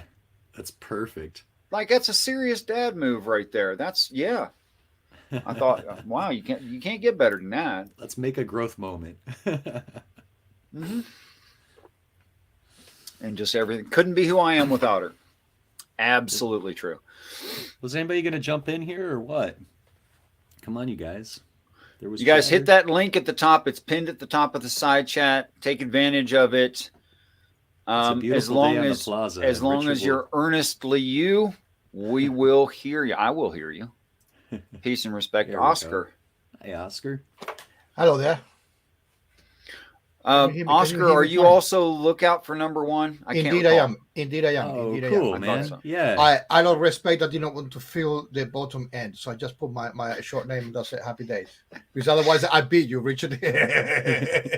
Yeah, you would win with that one. Yeah. You Of course, you can, Nisha's got both of us. yeah, Nisha's but got a longer. you cannot be the spokesperson. Yeah, the main. thanks for Anyways. all the contributions in the chat today, Right. Oscar. Just for like a premise. I'm a good guy with good guys. I'm a really bad guy with bad guys, if you get what I mean. Yeah. So I change with the tempo, shall we say? Okay. Yeah. I Right. hope you find us good. No. I'm a little bit disconcerted because I have to be good, if you get what I mean. Yeah, because my comfort zone is when I complain with Daft Dawkins and all them minions and things like that. I Yeah, see. that's my, shall we call it area of expertise? Sure. Right? It's your wheelhouse. Yes. It's where I swim. I swim with the sharks. Yeah, not with the goldfish up here. How dare you? yes. That'd be a goldfish. Yeah, but Absolutely fine. yeah, they're nice creatures. That's Yes. Anyway, fun aside. So you had something to add in the side chat, and thank you for all of those. And I appreciate those. I didn't see much response as to what I think is justification for, say, like the problem of evil. If you wanted to talk more about that, Yes. go ahead. Let me word it correctly because I'm in a friendly situation. Seriously. Right. So, in my humble opinion, right, with the current knowledge that I have, would be similar to your guys. I would not, as a supernatural entity, in my limited frame of mind, will construct a world in this way. This is the equivalent, if I may give the equivalence of a highly skilled programmer making a bad program. With Right. well, no, hold on, not bad program. A program, not bad program. A program with fallible things and saying you are responsible. That's like mental to me. That's I cannot even start to reconcile that. Yeah, and a Christian or a religious person, whichever denomination, I couldn't care less, right? If they adopt that type of doctrine, saying yes, but he works in mysterious way, and whatever it does is no, seriously, whatever. Yeah, I'm just spinning it in the commonest way, right? Yep. My people, yeah. So it doesn't matter. You understand what I'm saying, right? So any ill will, any bad thing being natural disasters, viruses, whatever, right? We cannot say it's our fault because of our sinful nature. That's like mental, right? And if we go back in time to the two youngsters, which, let me put this into perspective, if I may. Adam and Eve. Let's entertain that for a second. Microsecond. You got two adults with the brain of a toddler, right? That's what you Right? would have, yes. Right. Yeah. You just created a human being with the mentality of a kid, or no, or a 1-day-old kid, right? So forget about communication. Forget about God asking Adam to name the animal. That's like retard, right? Because if you impart a knowledge of knowing what to do, then that means, well, basically, Adam did not have the experience to know what is right and wrong, or the benefit of being mistaken and being corrected. That would be the good thing of learning, because you learn by mistakes, right? And then you try not to do those, right? If you repeat them, that is it's your problem, not the person who taught you. But to give you a blank a scope of, say, don't do this because eternity will suffer. Nah, that I cannot hold. I cannot be responsible for Adam's alleged transgressions, right? AKA eating an apple, right? Never mind a speaking serpent. That's not here, not there. I'm not even entertaining that, but you know what I mean? The whole concept of creating something bad for his pleasure, for his glory, for whatever his internal whim is, for me, is sadistic. For me, is a celestial dictatorship, and I'm blaming you for what I have done. That's it. That's my experience. It's a big thing what I just said, but hey, we have to start with the big man, right? You don't start with the kids. Remember, Richard, what you said about the kid with cancer or whatever illness. Let's look at the bigger picture. Let's look at the common denominator at the bottom of the root, or God, that allegedly he created X event, which is the equivalent of what I'm saying, the programmer. Let me say the absolute skillful programmer, which is even worse, right? You hire somebody to do a program that he's got silly amount of knowledge, and he does something built to fail. That's incompetence to the highest degree, right? And and even if it exists, it's not worthy of my respect, because as far as I'm concerned, he's a bad designer. That's it. I'll rest my case there. The floor is all yours. Mac? Bring it. I mean, this is my goldfish swimming up to the Yes. Funny. That's pretty good. Yeah. That's cute.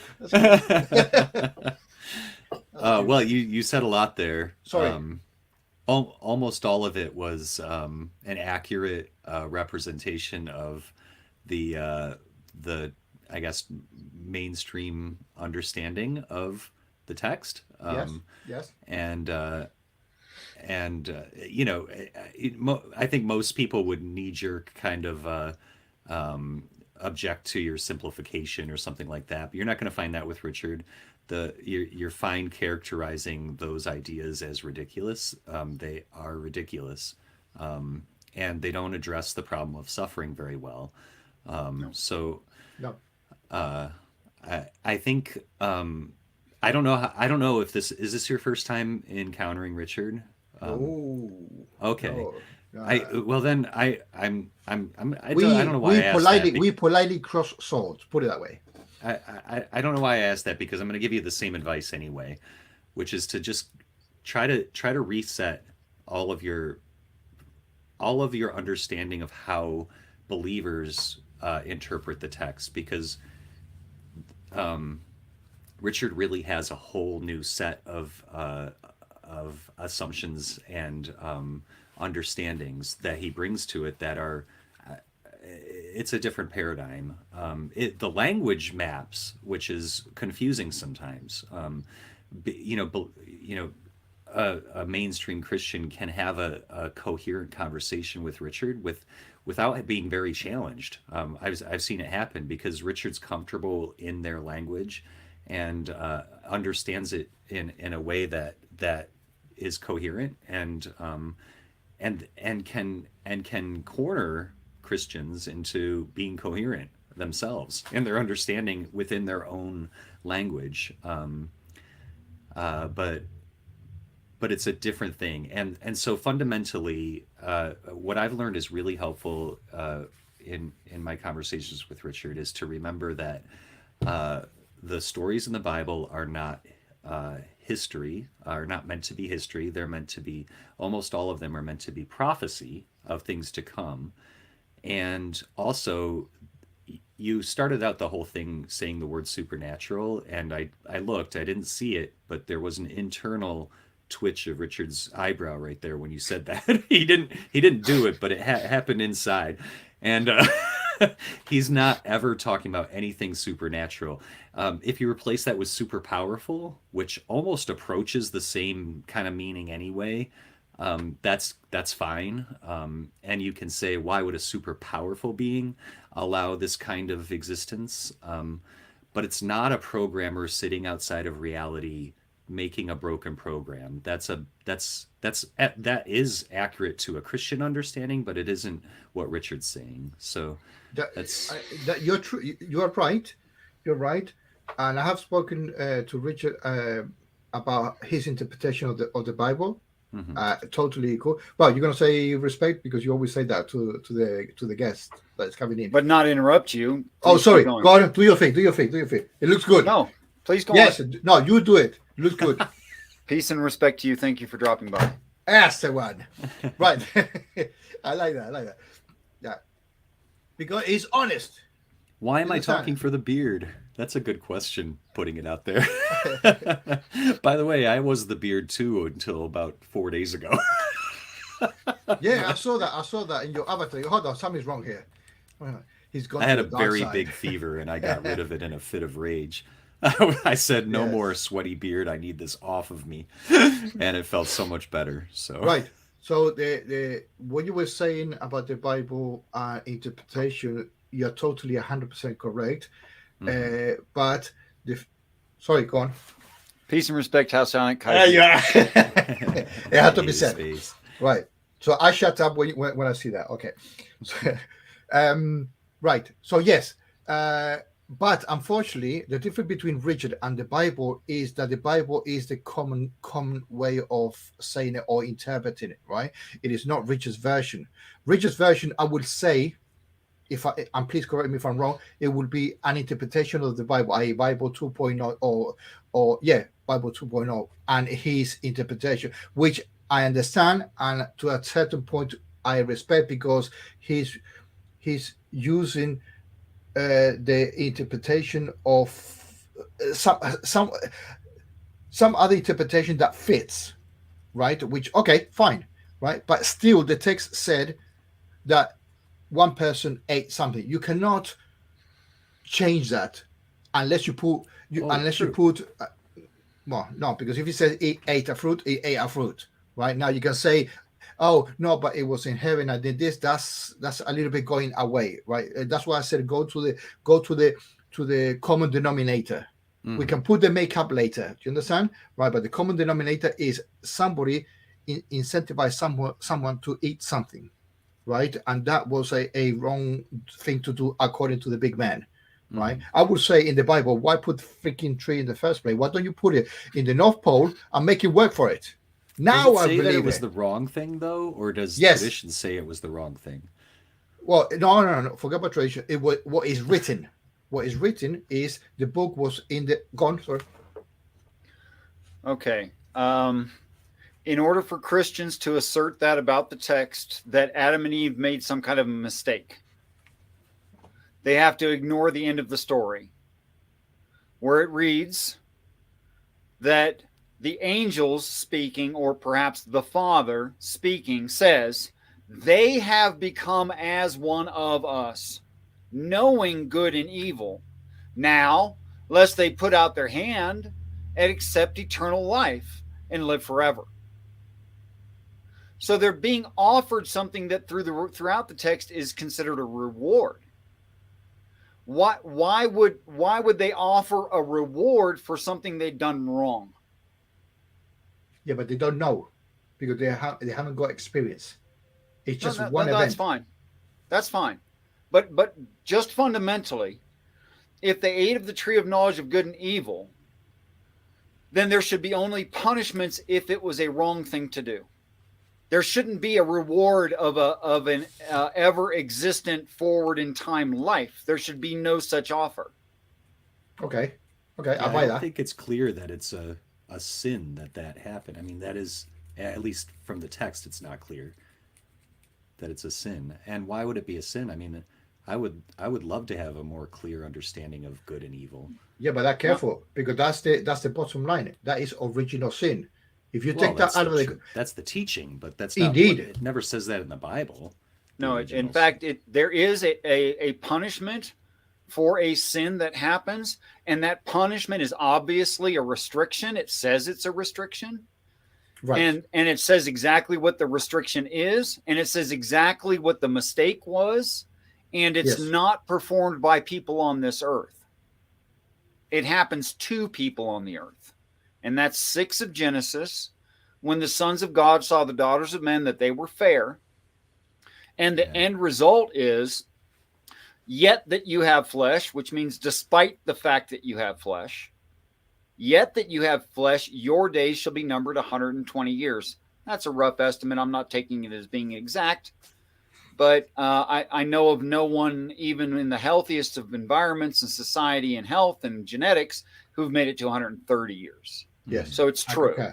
It's true. It's still true today. Yes. And that's a literal holding punishment over time, a restriction, and reads that we're made a little lower than angels. So then it describes how we're lower than angels, and that's just evidently true. If in an internal critique, if I say angels live forever, we die of disease, old age, accident, murder. They don't. Who will be the author of that knowledge? Basically, the account of Genesis. Who will have the information to write it down? Right. Right. Obviously, not Adam and Eve, To share because there was no writing. There was no nothing, literally. Yeah. Just yes, they would in the paradigm presented by Christianity, what they should be is, as you said, the mind of an adult, but the knowledge of a child. Zero knowledge, period. Yeah, no. I would say I would go below a child. It would be a toddler. I mean, if you make an individual, forget about how he made it, because that's a different ball game, right? Mm-hmm. But you made it fully grown up, yeah, aka like a blow up doll, right? But with the mind of a freaking nut, right? Yeah. Does the entity that created have justification for that entity's behavior? That's the whole shebang. Never mind the cliche, never mind how it was worded or anything like that. We're talking about in your perspective, a massive, powerful being, right? Forget supernatural. I can't deal with that, right? It doesn't matter. It doesn't matter where it came from. Earth, second Earth, 15th Earth, or behind the moon or the sun, right? We're talking about we got an entity that's got some serious skills to do things, right? He creates them to allegedly his best way. I mean, unless he does bad things, right? No, I don't think so, right? Yes, he does. Well, that's even worse then. It works. No, it's just not Yahweh.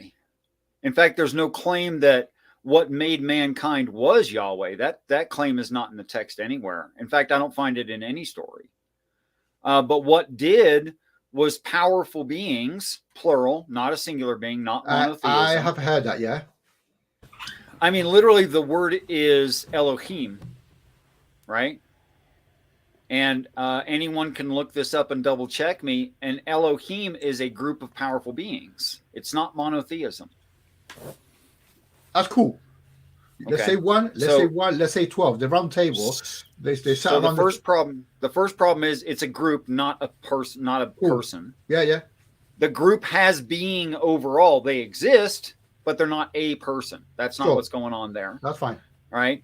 And then when you look into the definitions, the etymology of the word Elohim, there is no necessity of it being good or evil. It could be either one. Have you got a number of those powerful beings?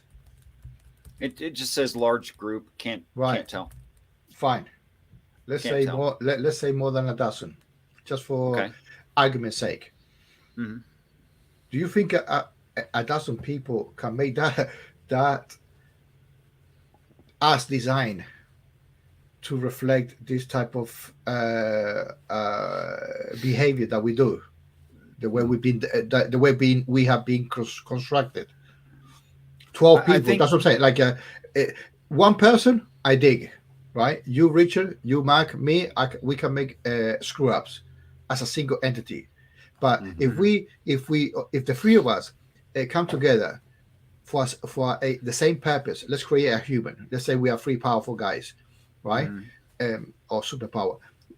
Do you think us three will make a human or a baby, a adult toddler responsible for their action? Yes, there's problems with the Christian view. I totally agree. But what the text reads is that a group of powerful beings, which may be good and may be evil, can't tell, you have to go by what they do, are creating slaves. That's That's even what worse. they're doing. That's even worse. That's even worse because that means they are not. Oh, it gets worse. Fine. They are less responsible. You know what I mean? Because the intent is not to make a perfect being. That's not the intent. The intent is to make a usable slave. Right. Look, fine. Well, that's like making a bad program because I wanted to do something for my benefit, and then it's not wrong. It's built to do that wrong, if you get what I mean. Right? Yeah. It's designed to make a bad not what bridge. it's built for at all. Well, I just give you well, if we three of us make something for whatever reason, right, is our decision, right? At the end of the day, if we construct something that is our will, basically a silly humanoid, yeah. Let's get anything. We make anything with entity, with a sentient being, right? Okay. Right, whatever sentient being, right? Forget about humans, right? But we have created the instructions, the codification, however you want to spin it, the information ingrained in DNA or whatever. Do you think those entities are blameworthy, or are they culpable or responsible for their actions when we are the creators? Evidently. Who could argue against that? They are, or we are. No, They are they're responsible. Why? We created them in that manner. We created them. Okay. You switched. Sorry, My apology. I got confused as to who was the group over. And my who was the apology. group We under. are the creator. We created those dolls. Okay, if we the created three those of figurines. us created a sentient being, we are responsible for that sentient being and everything that it does. Just like we're creating AI Correct. now, we're responsible. Yes, correct. Now we are 100%. Well, sorry, I am agreeing with you 100% within that classification, right? But by the way, I want to pin the Elohim to the wall and destroy them. You know that, right? Listen, me and that atheist, I will help you. Trust me. Good. Nice. Gonna need some help. Good. We're on the same team. I want to completely discredit them. I want to beat and torture them. I want to make them seem like the most horrible thing in existence anywhere. I've done it. No, I don't want to say nothing about my channel. Do you know the gentleman William Lane Craig? Mm-hmm. I'm familiar with who that That's is fine. Okay, fine. generally. Yes, sure. No. He has revived, shall we say, because it's not his invention, a word that he's spinning as lately called mythohistory, Mm. Yeah. Okay. right? And I put him to the ground. Shall we call it like that, right? Yeah, because he's applying double standards to the highest degree, right? He's saying that Genesis has to be taught that way, but science has to take a. He has to look at science as another venue to find out how old the how we were created and how old the age, how old the universe is. That's a contradiction in term, right? Because one is not equal to the other. One is young stuff without going into details, and William Lane Craig. Hi, Esther, uh, and um, and the scientific version of what we know is something very, very, very, very old, right? And he's trying to use me for history as saying, well, Mm-hmm. part of the Bible doesn't matter, Old Testament, New Testament, just whatever. He's saying some of them are myth and some of them are history.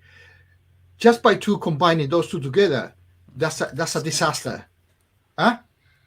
I think that might be sort of true. I think there are elements of history in the Bible. I mean, But you what's know the that point, what though? that means. That makes the Bible errant, because that means you have to, because something that is mythological Oh, is not yeah. true. You understand what I'm saying, right? So His, it's yeah. The way guys like him read the Bible is definitely has problems with contradictions and coherency for sure. yes. I think the problem is that he's a very intelligent person Ooh, I trying said that correct. Mm. trying Correct. to do something that can't be done, and Mm. having to cognitively compartmentalize Right. different things simultaneously in order to stay to a traditional paradigm of how to look at it. Richard, you are dangerous. Correct. You're precisely nailed He this is. this piece of rubbish figure. You're correct. You're absolutely freaking correct. And that generates trash. Yes, and controversy, Yes. right? And controversy because Right. it And clicks. minimizes, which I like to minimize the Bible. Yeah, but Fair he's enough. helping, shall we call it?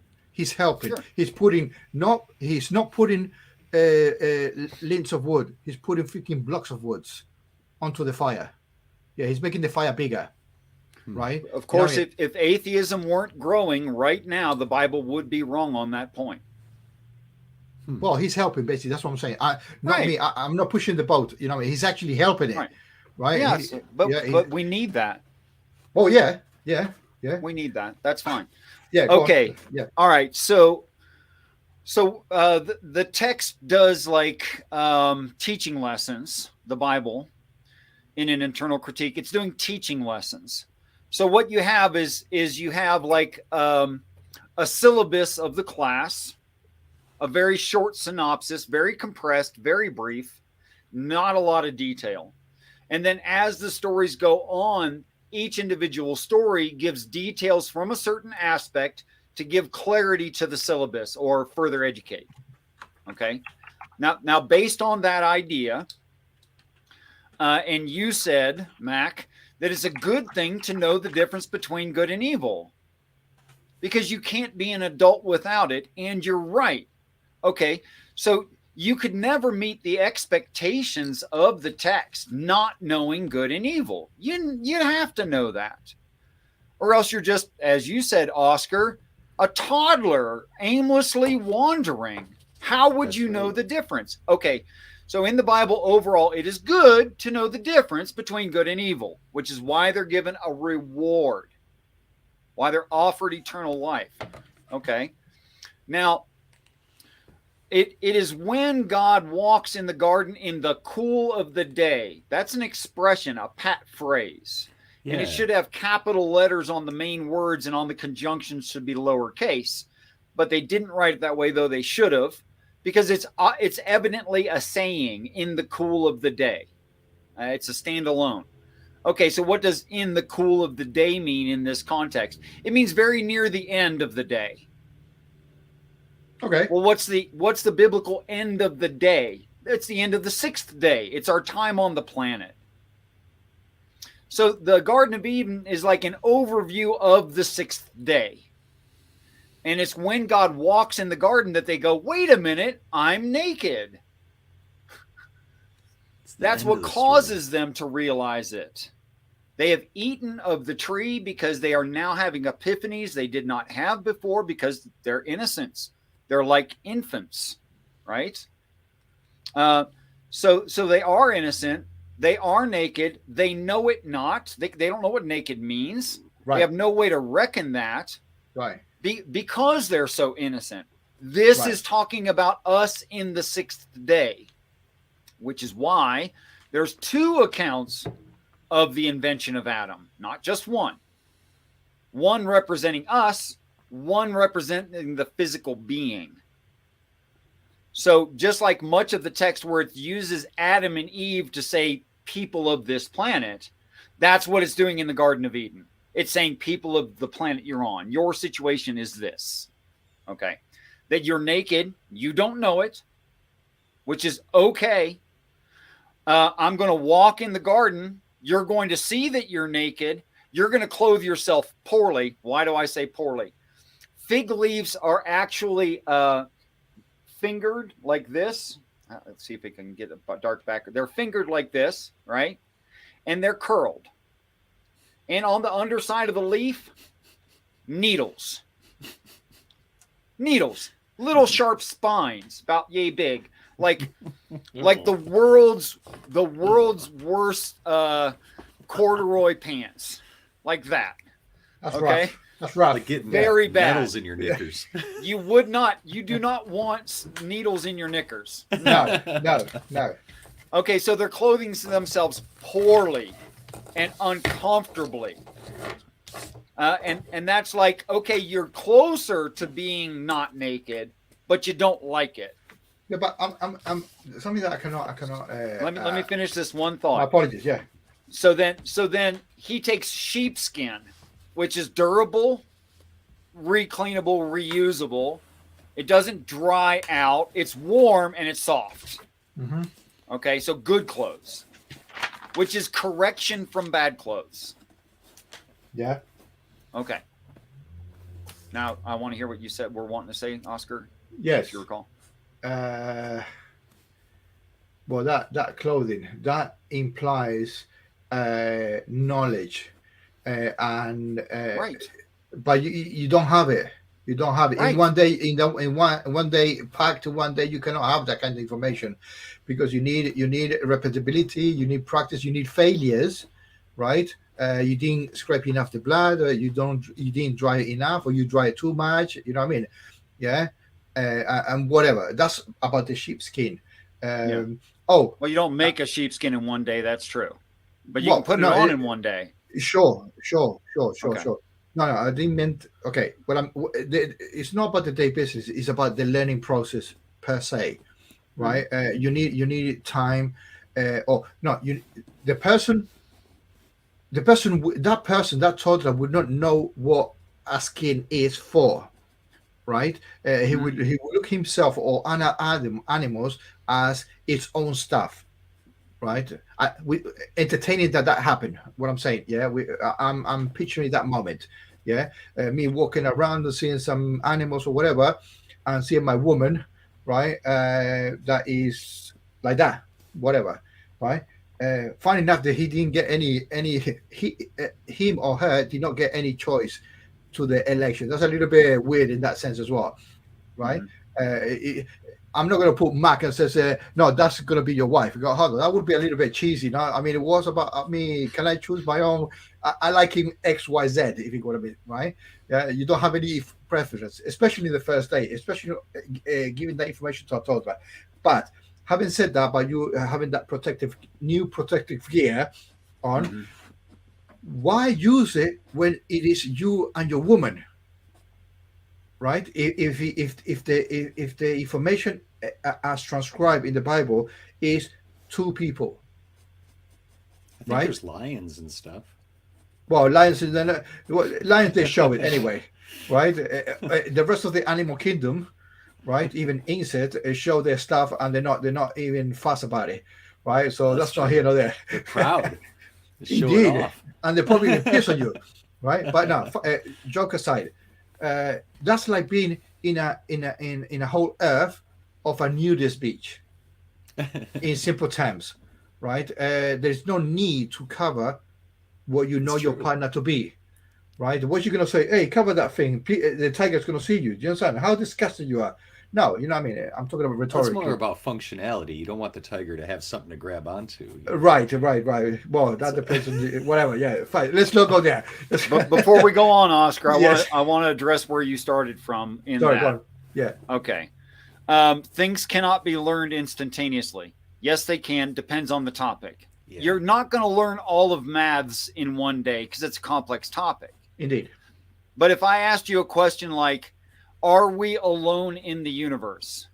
Well, that's a big topic. It's an important topic, but you could learn whether or not that was true. That is, it could be proven to be true or not alone in literally a millisecond. If you looked up and there were huge craft not made on this earth descending onto the planet, you would no longer be able to ask the question, "Are we alone in the universe?" And you learned it that fast. Yes, but my dear friend Richard, you are presupposing that our current knowledge, right? If I'm created right now and I see something in the sky, I get out of the way because I think it's going to crash on me. I'm not thinking about the shape or where it came from or anything like that. It's Right. something that it might hit me, right? So it's basically a threat, right? Well, you're presupposing Christianity is no, correct. I'm supposing that a human being. If you say that Adam and Eve would have known nothing, you've presupposed the Christian paradigm is correct. Right, but if you presuppose that they know something, where that it came from? Where was that knowledge given then? We learned it over time. We call it technology. No, sorry, my apology. I'm talking about Adam and Eve. You mentioned me. I am talking Adam. about Adam and Eve, man and woman on this planet. Correct. So how they acquire the knowledge? If they did not have knowledge, how did they acquire? We learned certain things over time and certain things we don't know and have not discovered over time. And Correct, what we have learned is a very naturalistic process of investigating the actuality at hand. Right. But you're talking about the present. I'm talking about the two main boys. Boys, boy and girl. Right. At that time, it's the same thing. no, Oscar. because they started from zero. No. We are not starting from zero. We started from. Yes, we did start from zero here. We when? When? It's about 200,000 years ago. Right, but you were not there 2,000 years ago. We're talking about the individuals at that time. 200,000 years ago. We had nothing. Sure. No, okay. But you jumping now. Yeah, no, I understand. But when you say technology now, that was not that information that it did not happen at that time. That's what I'm getting at, right? So I'm talking about 200,000 years ago, Adam and Eve or whatever. We're talking about the time of those two individuals, right? No, we're talking about the population of the earth as a whole, and I can show you why I say that. Now, some parts of the Bible are meant to be parables. Some parts are literal, and some parts are talking about our overall situation right here, right now. Okay. Now, some parts were kind of under translated. Some parts were kind of over translated according to which church did the translation. Okay. So they're all can be vastly different.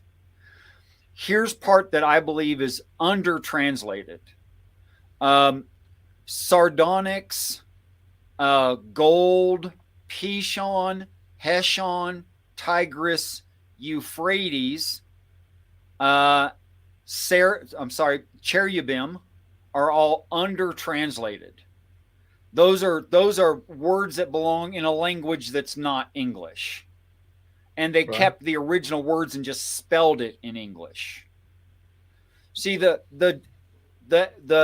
Middle Eastern middle of their Middle Hebrew they didn't call that river Euphrates. They Right. didn't use that word. That's not from their language even. They had their own name. They called it sparkly like gold.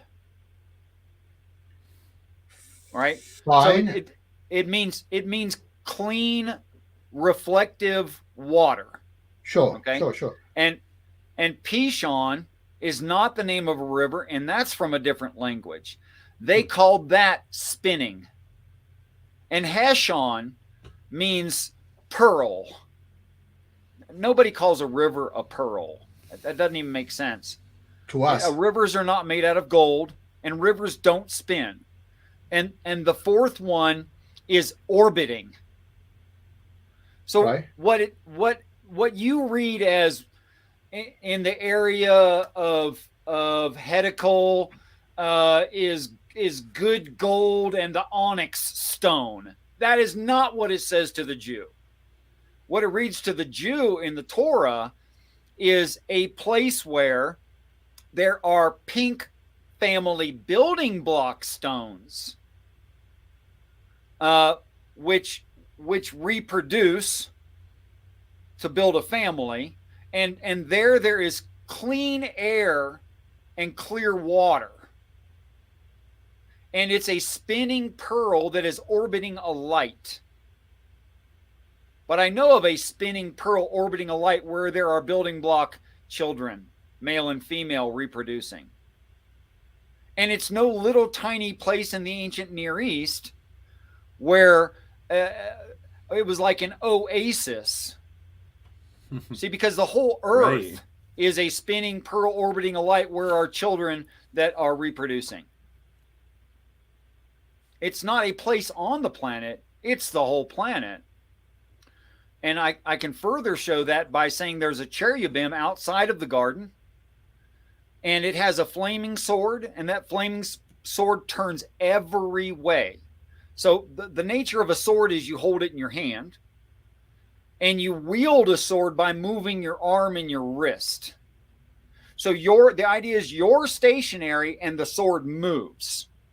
And if I stand still and I move a sword every way, and it was flaming, say it was flaming and it had a dark background, I take a long exposure film picture, a very long exposure film picture of someone spinning a flaming sword every way. You see waves, you see lines, yes. I'm going to see lines in it. Yes, I'm going to see a glowing spear, a big flaming golden glowing spear. That's what I'm going to see. Will it be, that sounds okay, sure. What's the word? It's either one or the other. I always get it mixed up. Are you doing eisegesis? Interpreting your own interpretation of the Old and New Testament, and reshaping it, which is what I say to you at the beginning, like the Bible 2.0, right? I'm not saying that is wrong. What I'm saying is that you are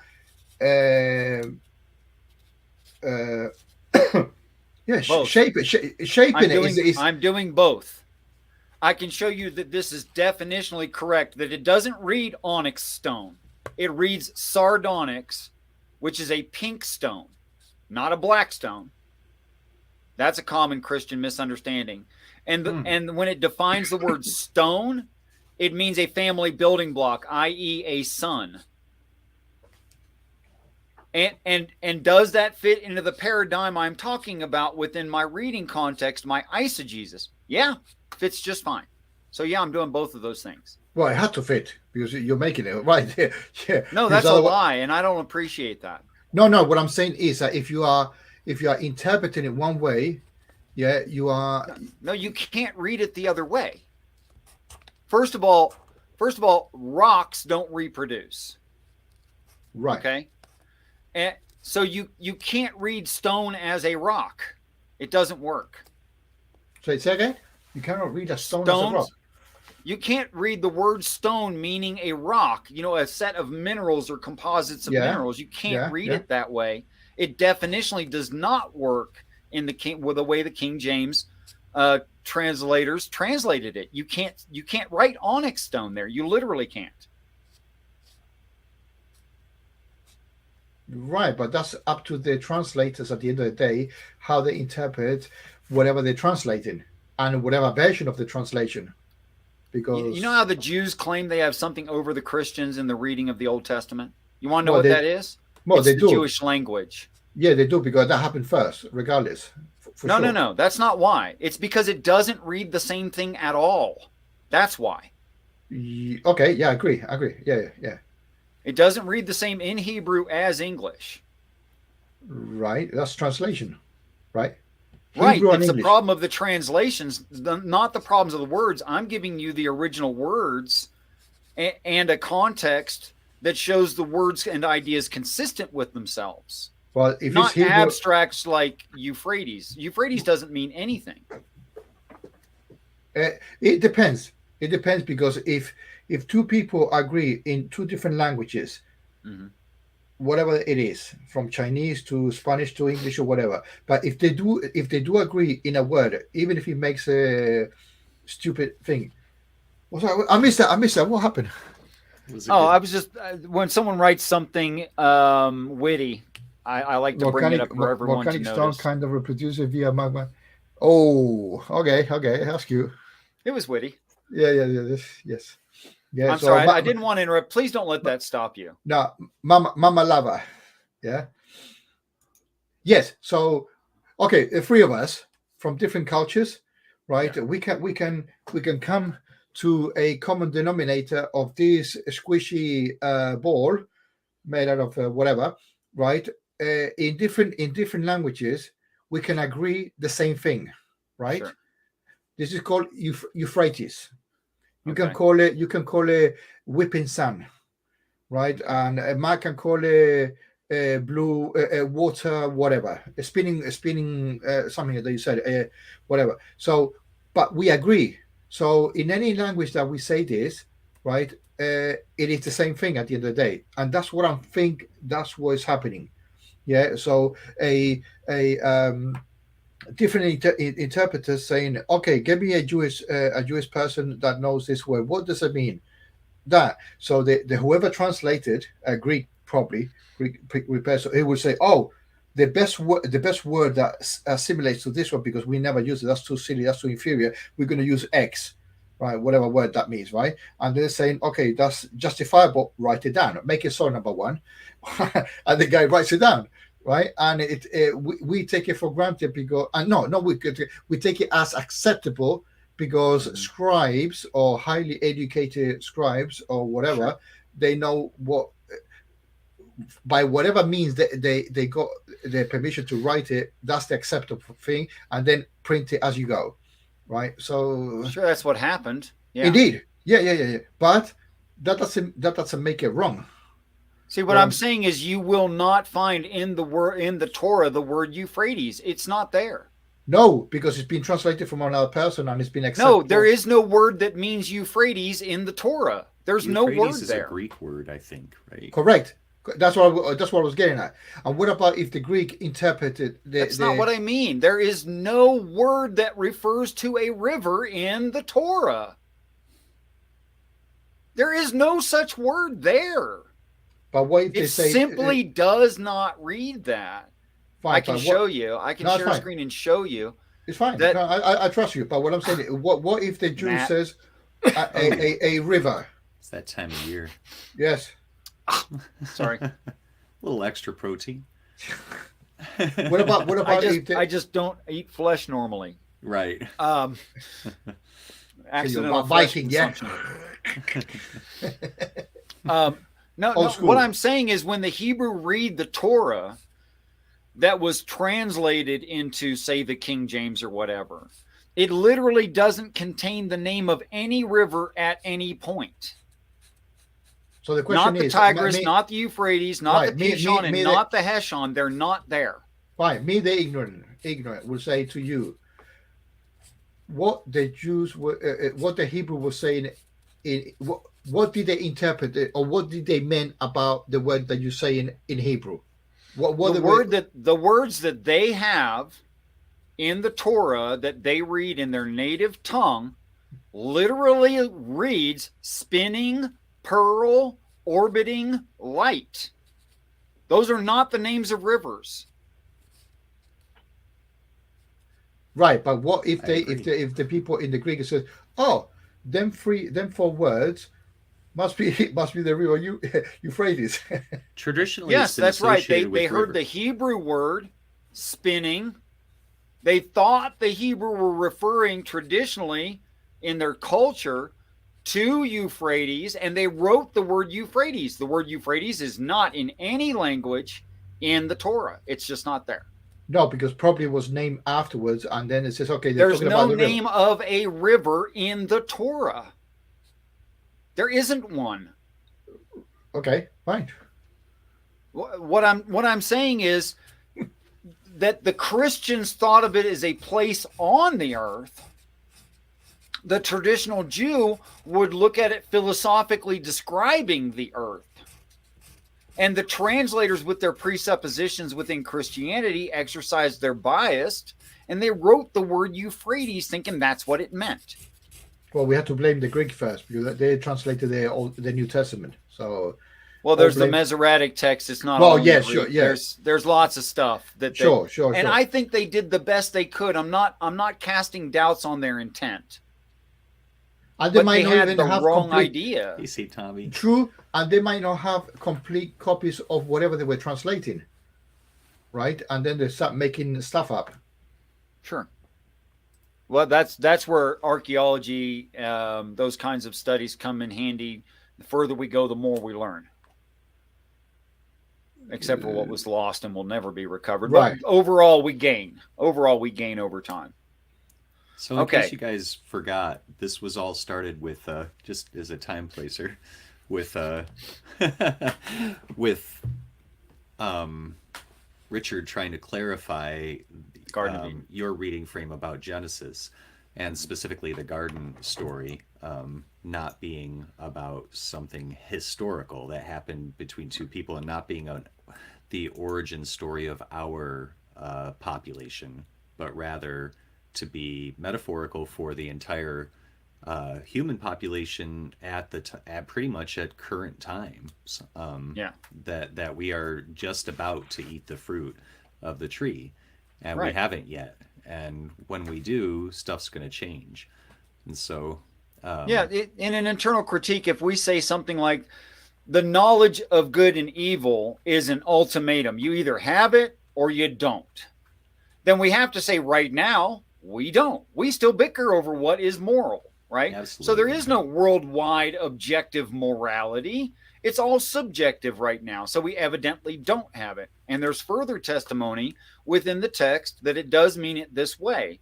For instance, Adam, first man in Christian paradigm, had the knowledge of all good and evil. Firstborn son, Cain, murders his brother. God says, do you not know good and evil? What?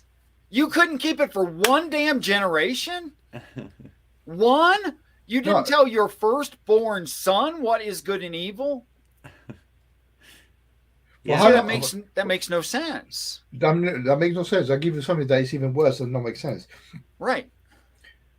But if it's not talking about a singular man and his singular son, but it's talking about mankind, then it's true right now, and it always was true. Right. Yeah, but that make it an ongoing situation. Yeah. It is. The Cain not and a one-off Abel situation. Event. Huh? Cain and Abel is a cyclical story in humanity. Sure. Have you ever read James Joyce? He was big on that. Oh boy. Well, don't waste your time. It's a bunch of gibberish, but good. I happen to love James Joyce. I read Finnegan's Wake more than anybody ever should, but he weaves the story of the two brothers, the two contentious brothers throughout the whole narrative, and it's because it's part of our narrative. We have two seemingly oppositional forces within us, and it's Richard's, I think, favorite way is to classify those differences as maturity and immaturity, and because it's a growth process is really what's occurring between the two entities. And that's so prevalently true. The word Cain literally means transition. And the word Abel literally means vanity. What you have is transition going into a wilderness and killing vanity. But the Christians have no idea that's there. Well, the Christians should not mention that because that was a Jewish thing anyway. They don't have the invitation to the party. Yeah, as far as I'm concerned, right? They just stole. No, they just stole the Old Testament to fit the narrative of the New Testament. That's it, sure. Right? That's part of the problem. Yeah, well, definitely no. That is the problem. That is the problem. How can you fucking go to the Jews and says, "Oh yes, I'm gonna make it mine"? From Adam and Eve, i.e., original sin, to the New Testament, to the flood. Hold on, that's the Jewish party. The Jews found that insulting and did not tell them the meanings of the stories? Absolutely fucking insulting. Yeah, I would feel if I were a Jew and look at a Christian and says, "Oh yeah, Jesus, bitch, Jesus was Jew." Yeah, Jesus was Jew. He died as a Jew. If the geezer comes, sorry, my expression. If the guy comes right now, if the old man comes now, because it must be fucking 200 years old, 2,000 years old, the guy comes with fucking white hair. He said, "Hey, what's happening, my man? Right? Who are you?" "I'm a Christian. I'm a Christian. I'm waiting for Jesus. I'm Jesus." "Oh, hi, Jesus. I'm a Christian. I don't give a shit. I'm Jewish." Do you understand? No, seriously, right? He died as a Jew, right? He was buried as a Jew. He did not. He in any way, shape, or form, the guy will say, "Hey, go Christian," right? Of course, you know you just assumed Christianity again. Well, yeah, because Paul started all that business. No, you had just assumed that the Christian paradigm for reading the text is accurate, that it happened 2,000 years ago on this planet. Well, I'm going by what I read. Well, I cannot read. No, you're going by what you've been told. Correct. Purple. Correct. No, correct. This is not independent thought on your end, because if you read the description of Christ on your own, and you read the description of the two witnesses of end times on your own, you would conclude that that's one being, because they have the same description. At the end of the day, you reading whatever you're reading about Jesus' death and resurrection. You're reading the New Testament. At the end of the day, right? Yes. You're not reading the Old Testament about Jesus' resurrection, right? At the beginning, it was somebody that was going to do some things. Fine, right? Yeah, Messiah this, Messiah that, whatever. Messiah, yeah. It's fine, right? But somebody, a Che Guevara said, "Hey, that fits me.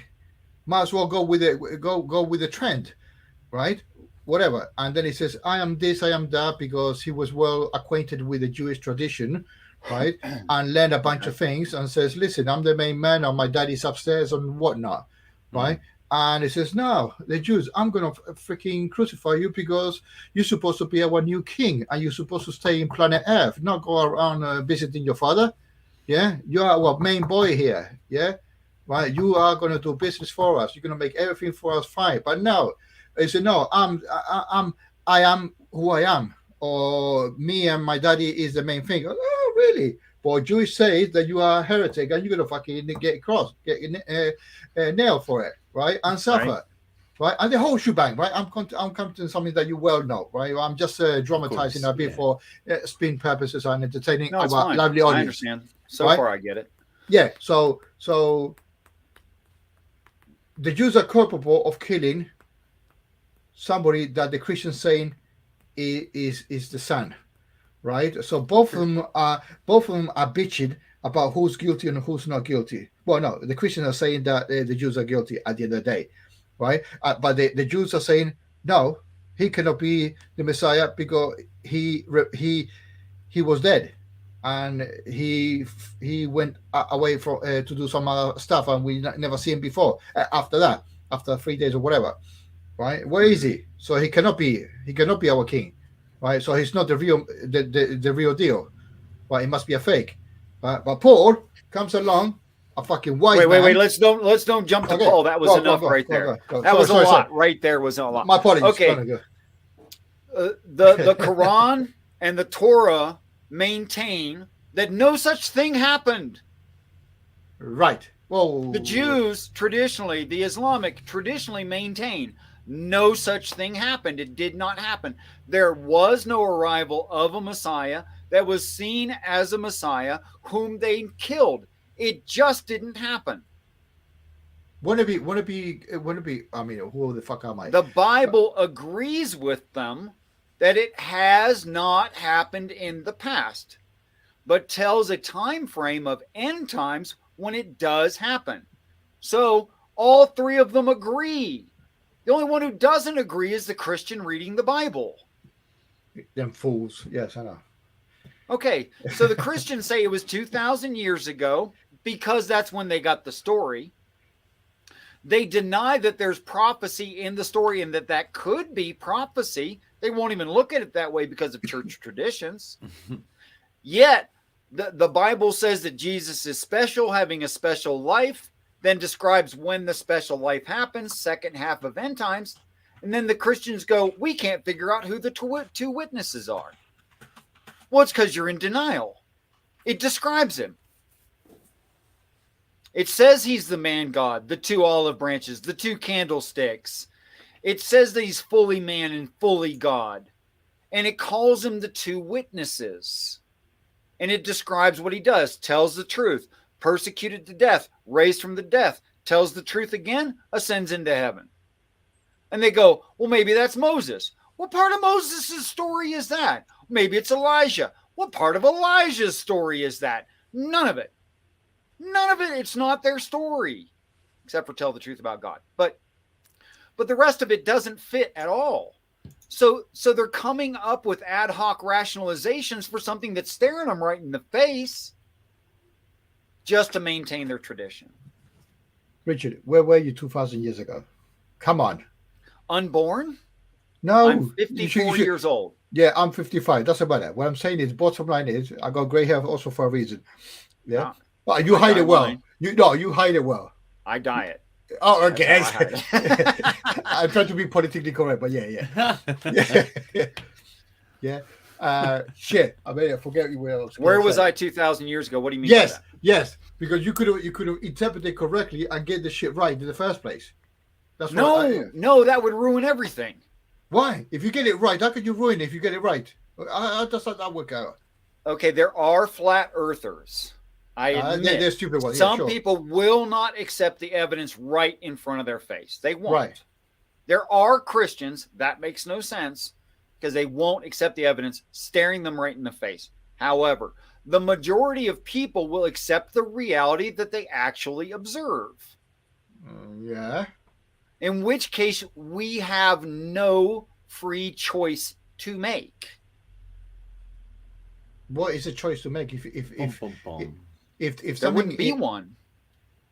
Right. So then you don't need choice then. You don't need free choice to choose what is the right thing, correct? Just need right. And how would you have suffering with everyone choosing the right thing? Do you see how this defeats the entire plan of suffering? Oh, a long time ago. Don't worry about that. Yeah. Okay, so that was never an option where you could have suffering with full knowledge and understanding. That's not going to work out. Correct. Well, no, hold on. Unless you're sadistic. That's a different ballgame. If it was human nature to torture each other. No. The big boy. We're talking about full knowledge. If the full knowledge guy, what we said at the beginning, or what I said at the beginning, does something. He's totally culpable. I agree. That's it. Exactly. Yeah. No, you and I agree. That's culpability. That's where the blame belongs. Absolutely. Indeed. But I also maintain that there is a purpose in the suffering that benefits us much, much greater than the suffering did hurt us in the long term. I think that makes us, I'm going to say this in a weird way because I'm not religious. I think we are a creature. We're kind of creatures that we are capable of finding out things that are wrong and fix it. Something that the main man could not do in the first place. Actually, they've already done everything for us, and we're just going to be handed it on a silver platter, and we don't even have to rehash the same old. We don't have to reinvent the wheel in heaven, which is really convenient. And the first time this was ever done anywhere in what is extant, the universe, be that multiverse or whatever, the first time this happened, it must have been pretty hard. but we've got a one-way ticket to Easy Street. I need you to pick your brain on something, but it's Go a Go ahead. Then we're gonna wrap it up. This is no, the last sure. thought. Oh, okay. Let's go with a bang. Let's go with a bang. Go ahead. Right, and very quickly. Adam was made out of mud or dirt or whatever, earth material, right? He was built. Then the old man says, that whatever. I'm broadening it, right? I'm broadening it. Mm-hmm. Whatever he got, whatever he extrude, that was it. Okay. Now, the main man said, bang, I made Eve, right? And Esther is in the house, and she knows what I said because I've said this before, right? So he created Eve out of Adam. Do we have some sort of consensus what the text says? Ish. Yeah. Well, I have a consensus within myself. No. What I'm saying is what is written is that allegedly the man got a. We don't have a consensus right now because that word that got translated dust actually means pulverized material.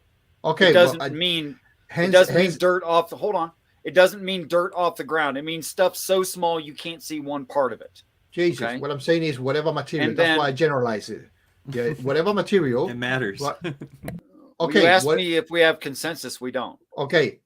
Well, what I'm saying is, whatever the composition Adam was made, right?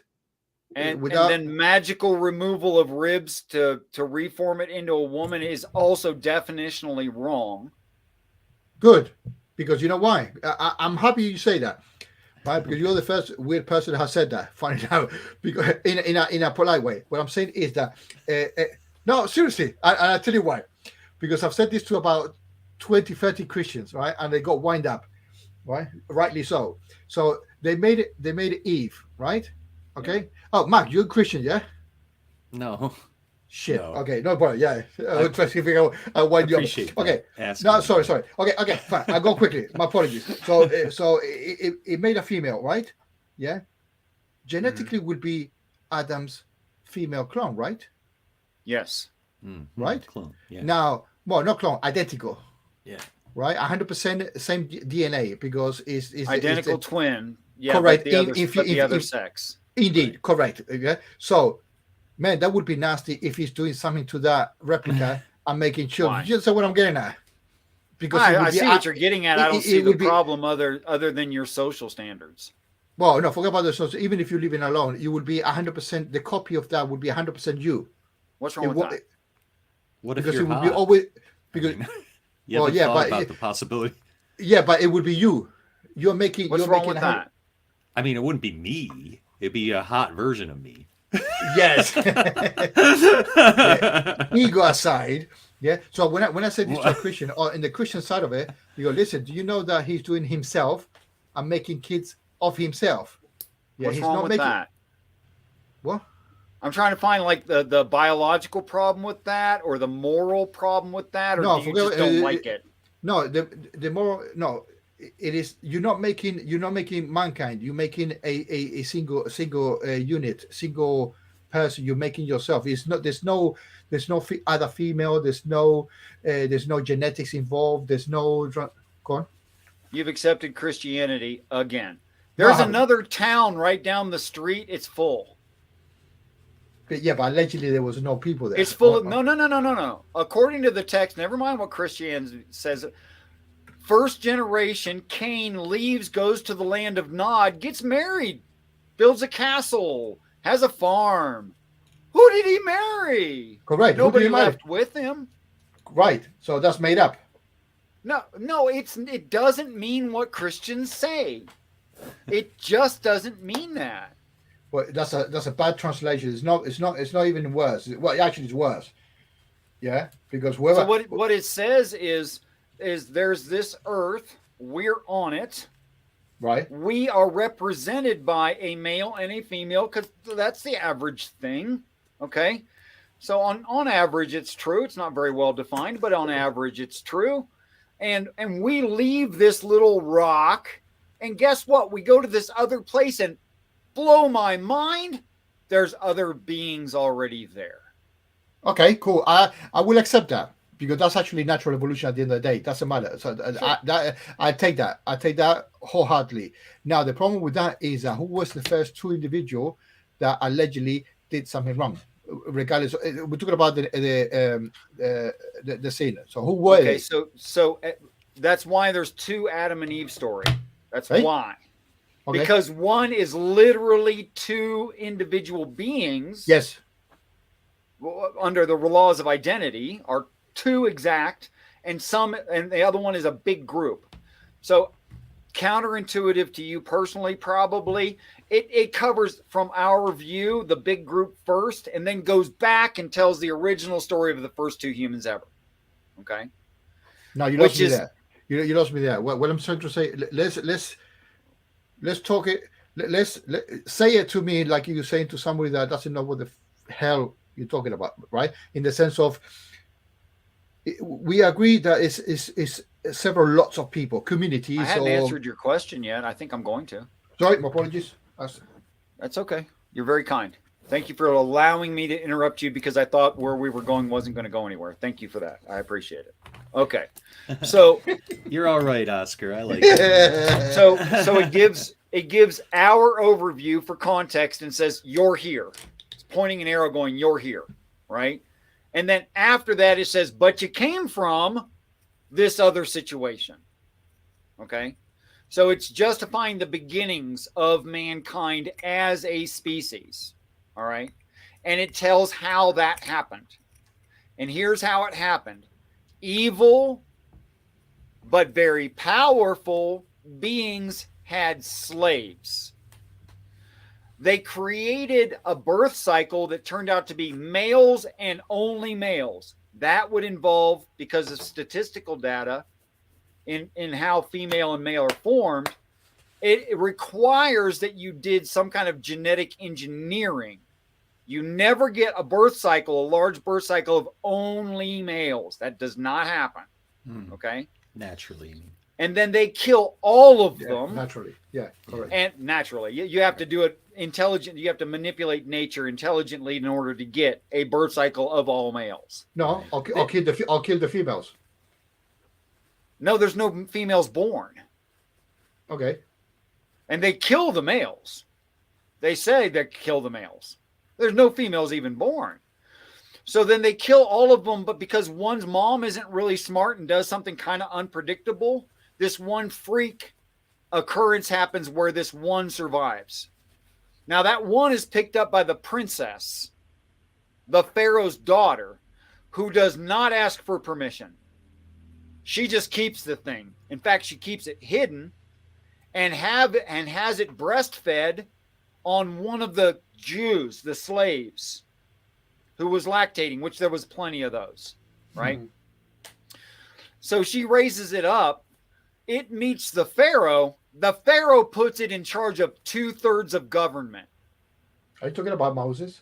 Infrastructure and taxation. Yes. I told you that they give details later. Yes, Moses is what he's called there. I'm a little bit intelligent, but yeah, go on. I can try. No, I catch on pretty quick. Thank you, sir. For someone who's accepted way too much of Christianity, you catch on real quick. Thank you, sir. Okay, so the truth will set me free. Yeah, that's right. Now, it's not an insult to someone's abilities and intelligence to put them in charge of 2/3 of government, that being taxation and infrastructure. That's a huge testimony to your trust in their abilities.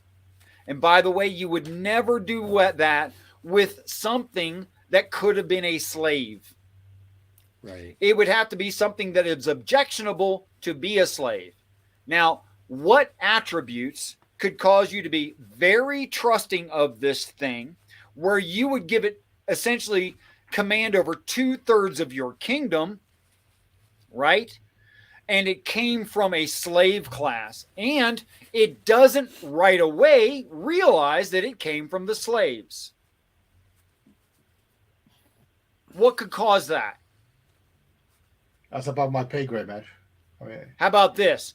Genetic alteration where it looked different, it was a hell of a lot smarter. You can't have a smart slave. You can't trust something that's stupid. Hold on. And you wouldn't recognize if you look significantly different from your parents. You wouldn't recognize your own parents. Right, but you're saying two things that I don't agree with. One says that the slaves are stupid. That's not technically Slaves correct. were stupid, apparently. No, because if it depends of the upbringing. Yeah, it's like saying beard person are stupid. Do you understand what I mean? No. Oh, you're assuming they're people. Sorry, that's a mistake. That's a Christian mistake. What if Right now, you call them stupid. caveman. You call them Homo erectus. You call them ancient man. You call them all these labels. But up until the point where we find Homo sapiens sapien, that's Moses. That's Adam. That's the first Homo sapiens sapien, mankind. And we identify it the same way. They say those other things are proto-man. That was before man. That's not man.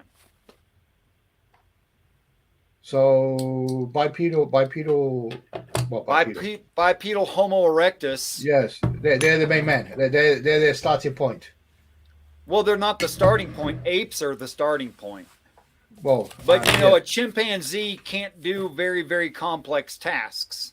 But it can break your neck. But yeah, that's true. But it can break your damn neck. That's dangerous. True. Yeah, they got different. You want it to be.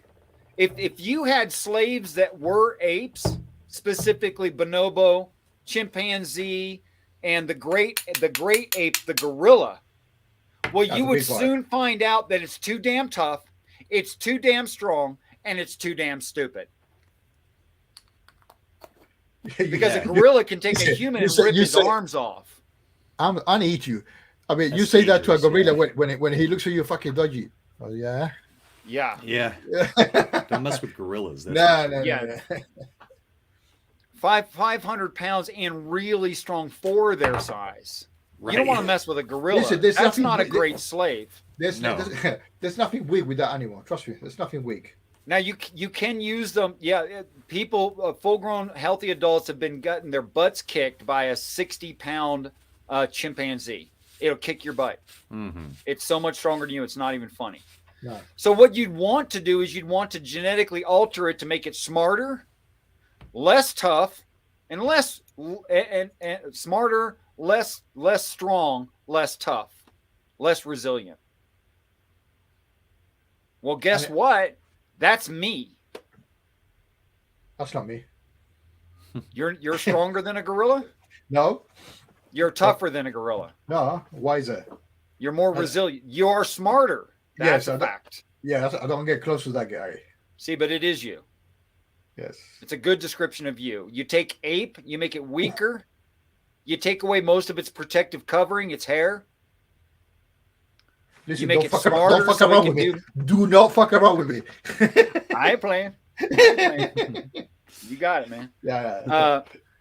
You make it hairless with thin skin that's no good for leather. You make it a hell of a lot smarter with the ability to do this. Mm-hmm. Cool, huh? That's pretty cool right there. You know, a gorilla can't do this. No, they can't do this either. Live long as prosper. No, they can't do this. No. Wait, how good are you? Because I like to push things to the limit. How good are you? What are you talking about? What are you talking about? Both hands simultaneously. No. You're only doing this. See, I'm going like this. Oh. Max, there you go, Max. See, now that's hard. Anyway. Isn't that tough that your brain's like trying to do that one? It's awesome. Okay, so and it looks like the big difference, as far as I can tell, I don't know a lot about biology, but it looks like the big difference is the number 2 fusion. Yeah, chromosome number 2, yeah. Chromosome number 2 fusion. That looks like the difference. We did it. Actually, Satan did it. No. He ain't got the knowledge for that. He's too stupid. I think Satan did it. He was and that's why he chases our kind, because he feels like he has an honest claim to us that his scientists made us.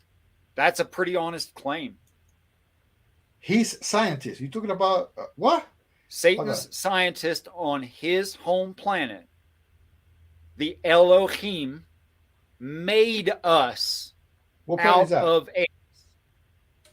They What took planet the is it? natural evolutionary process and they tweaked it at the very end. You could say they were monkeying around with it, but that would be inaccurate. But they were playing around with the monkeys. That's monkey business. Yeah, as far as I'm concerned. Yeah. Right. So that's my assertion. We Okay. should leave it there, you guys. Yes, we should leave it there. This is another 3 hours if we don't. Yes. No. 3 hours. Nasty. That's your fault. That's a very low estimate, Mac. You expect too much of me. I don't think I could get anywhere in 3 hours, really. And I'm not plugging anything, but if you see me somewhere else in YouTube saying something nasty things, that's my nasty side. Yeah, you know what I mean. It's okay, I've done things here extremely freaking cordial because I enjoy you two guys. You understand a big difference between it's day and night. You Yeah, as well. and I've spoken to you, Richard, before in the same manner. Do you understand? Right? Yes. So this is You not have making treated me with respect. I want to return mega. it. Yeah. I even stopped for you to do respect with other people as well. Yes, which is too much. Way too much. Thank Way you. too It's much. very kind of you. Yes. Very kind. Anyway, doesn't matter. Forget about me. Okay, Oscar, pitch what you're doing. What you got going on in the social media stuff? No, I'm just look out for number one. I didn't put that because otherwise I beat you. Right? I make noise against not religion per se, but more Christianity side of it. And not Christianity, people in leadership, so non-leadership, people on the YouTube community that are Christians that have got a narcissistic tendency to create harm instead of have open-minded and saying that I could be wrong. They're never wrong, and I attack that. Right? Either personally, I think. Either personally or what they say. Doesn't matter. However, if I have a bad day with my lorry, make way because I'm going to run you over. Basically, that's what I'm saying. Yeah. Or I get my crane, I fucking lift you up in pieces. Yeah, and wiggle you up. Anyway, no, seriously. So I appreciate your help in that. No, I trust me. You bring me material about whatever, and then I'll try to make spin something up for you. Or have you got a YouTube channel? Sorry, do you do a YouTube channel about things, or you just do live things? Me?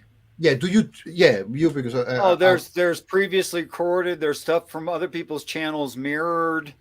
There's I've done that. I've done that. Mirror stuff. Private and large conversations. There's all kinds of stuff. Right. It's a rich library.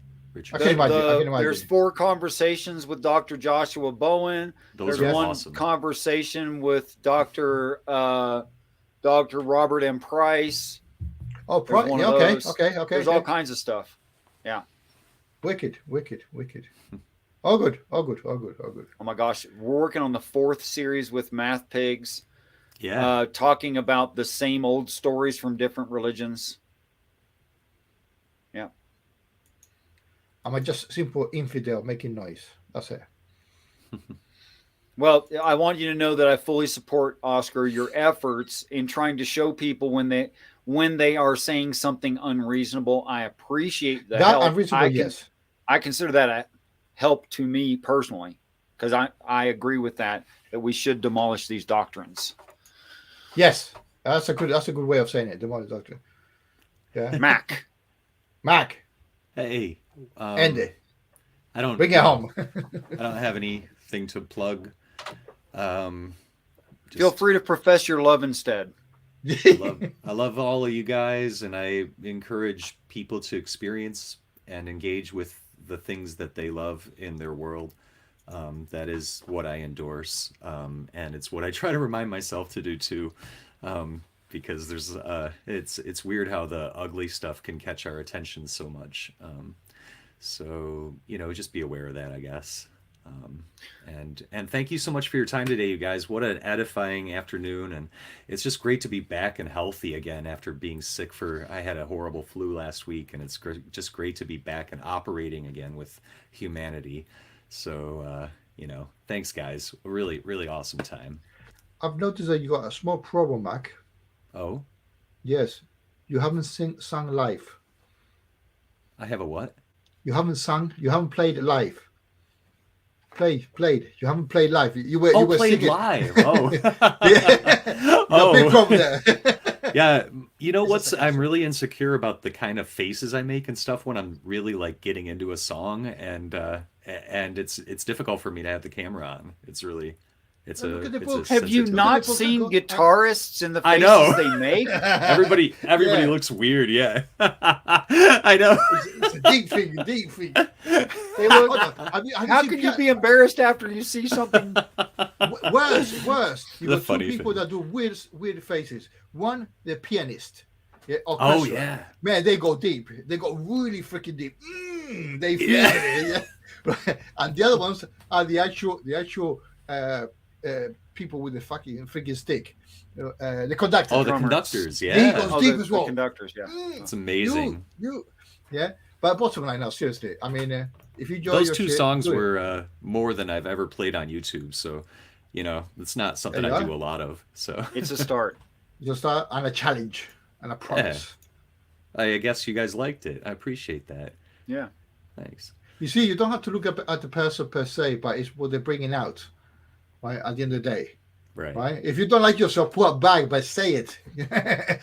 know what I mean? It's good It's advice, what man. no, seriously, it's not good advice. It's fucking excellent advice. You know, do you? In my channel is called Yeah. no. Okay. Listen, my channel says look out for number one. This is not Mhm. me. It says look out for yourself. Okay. Right? Look out for you. Yeah, do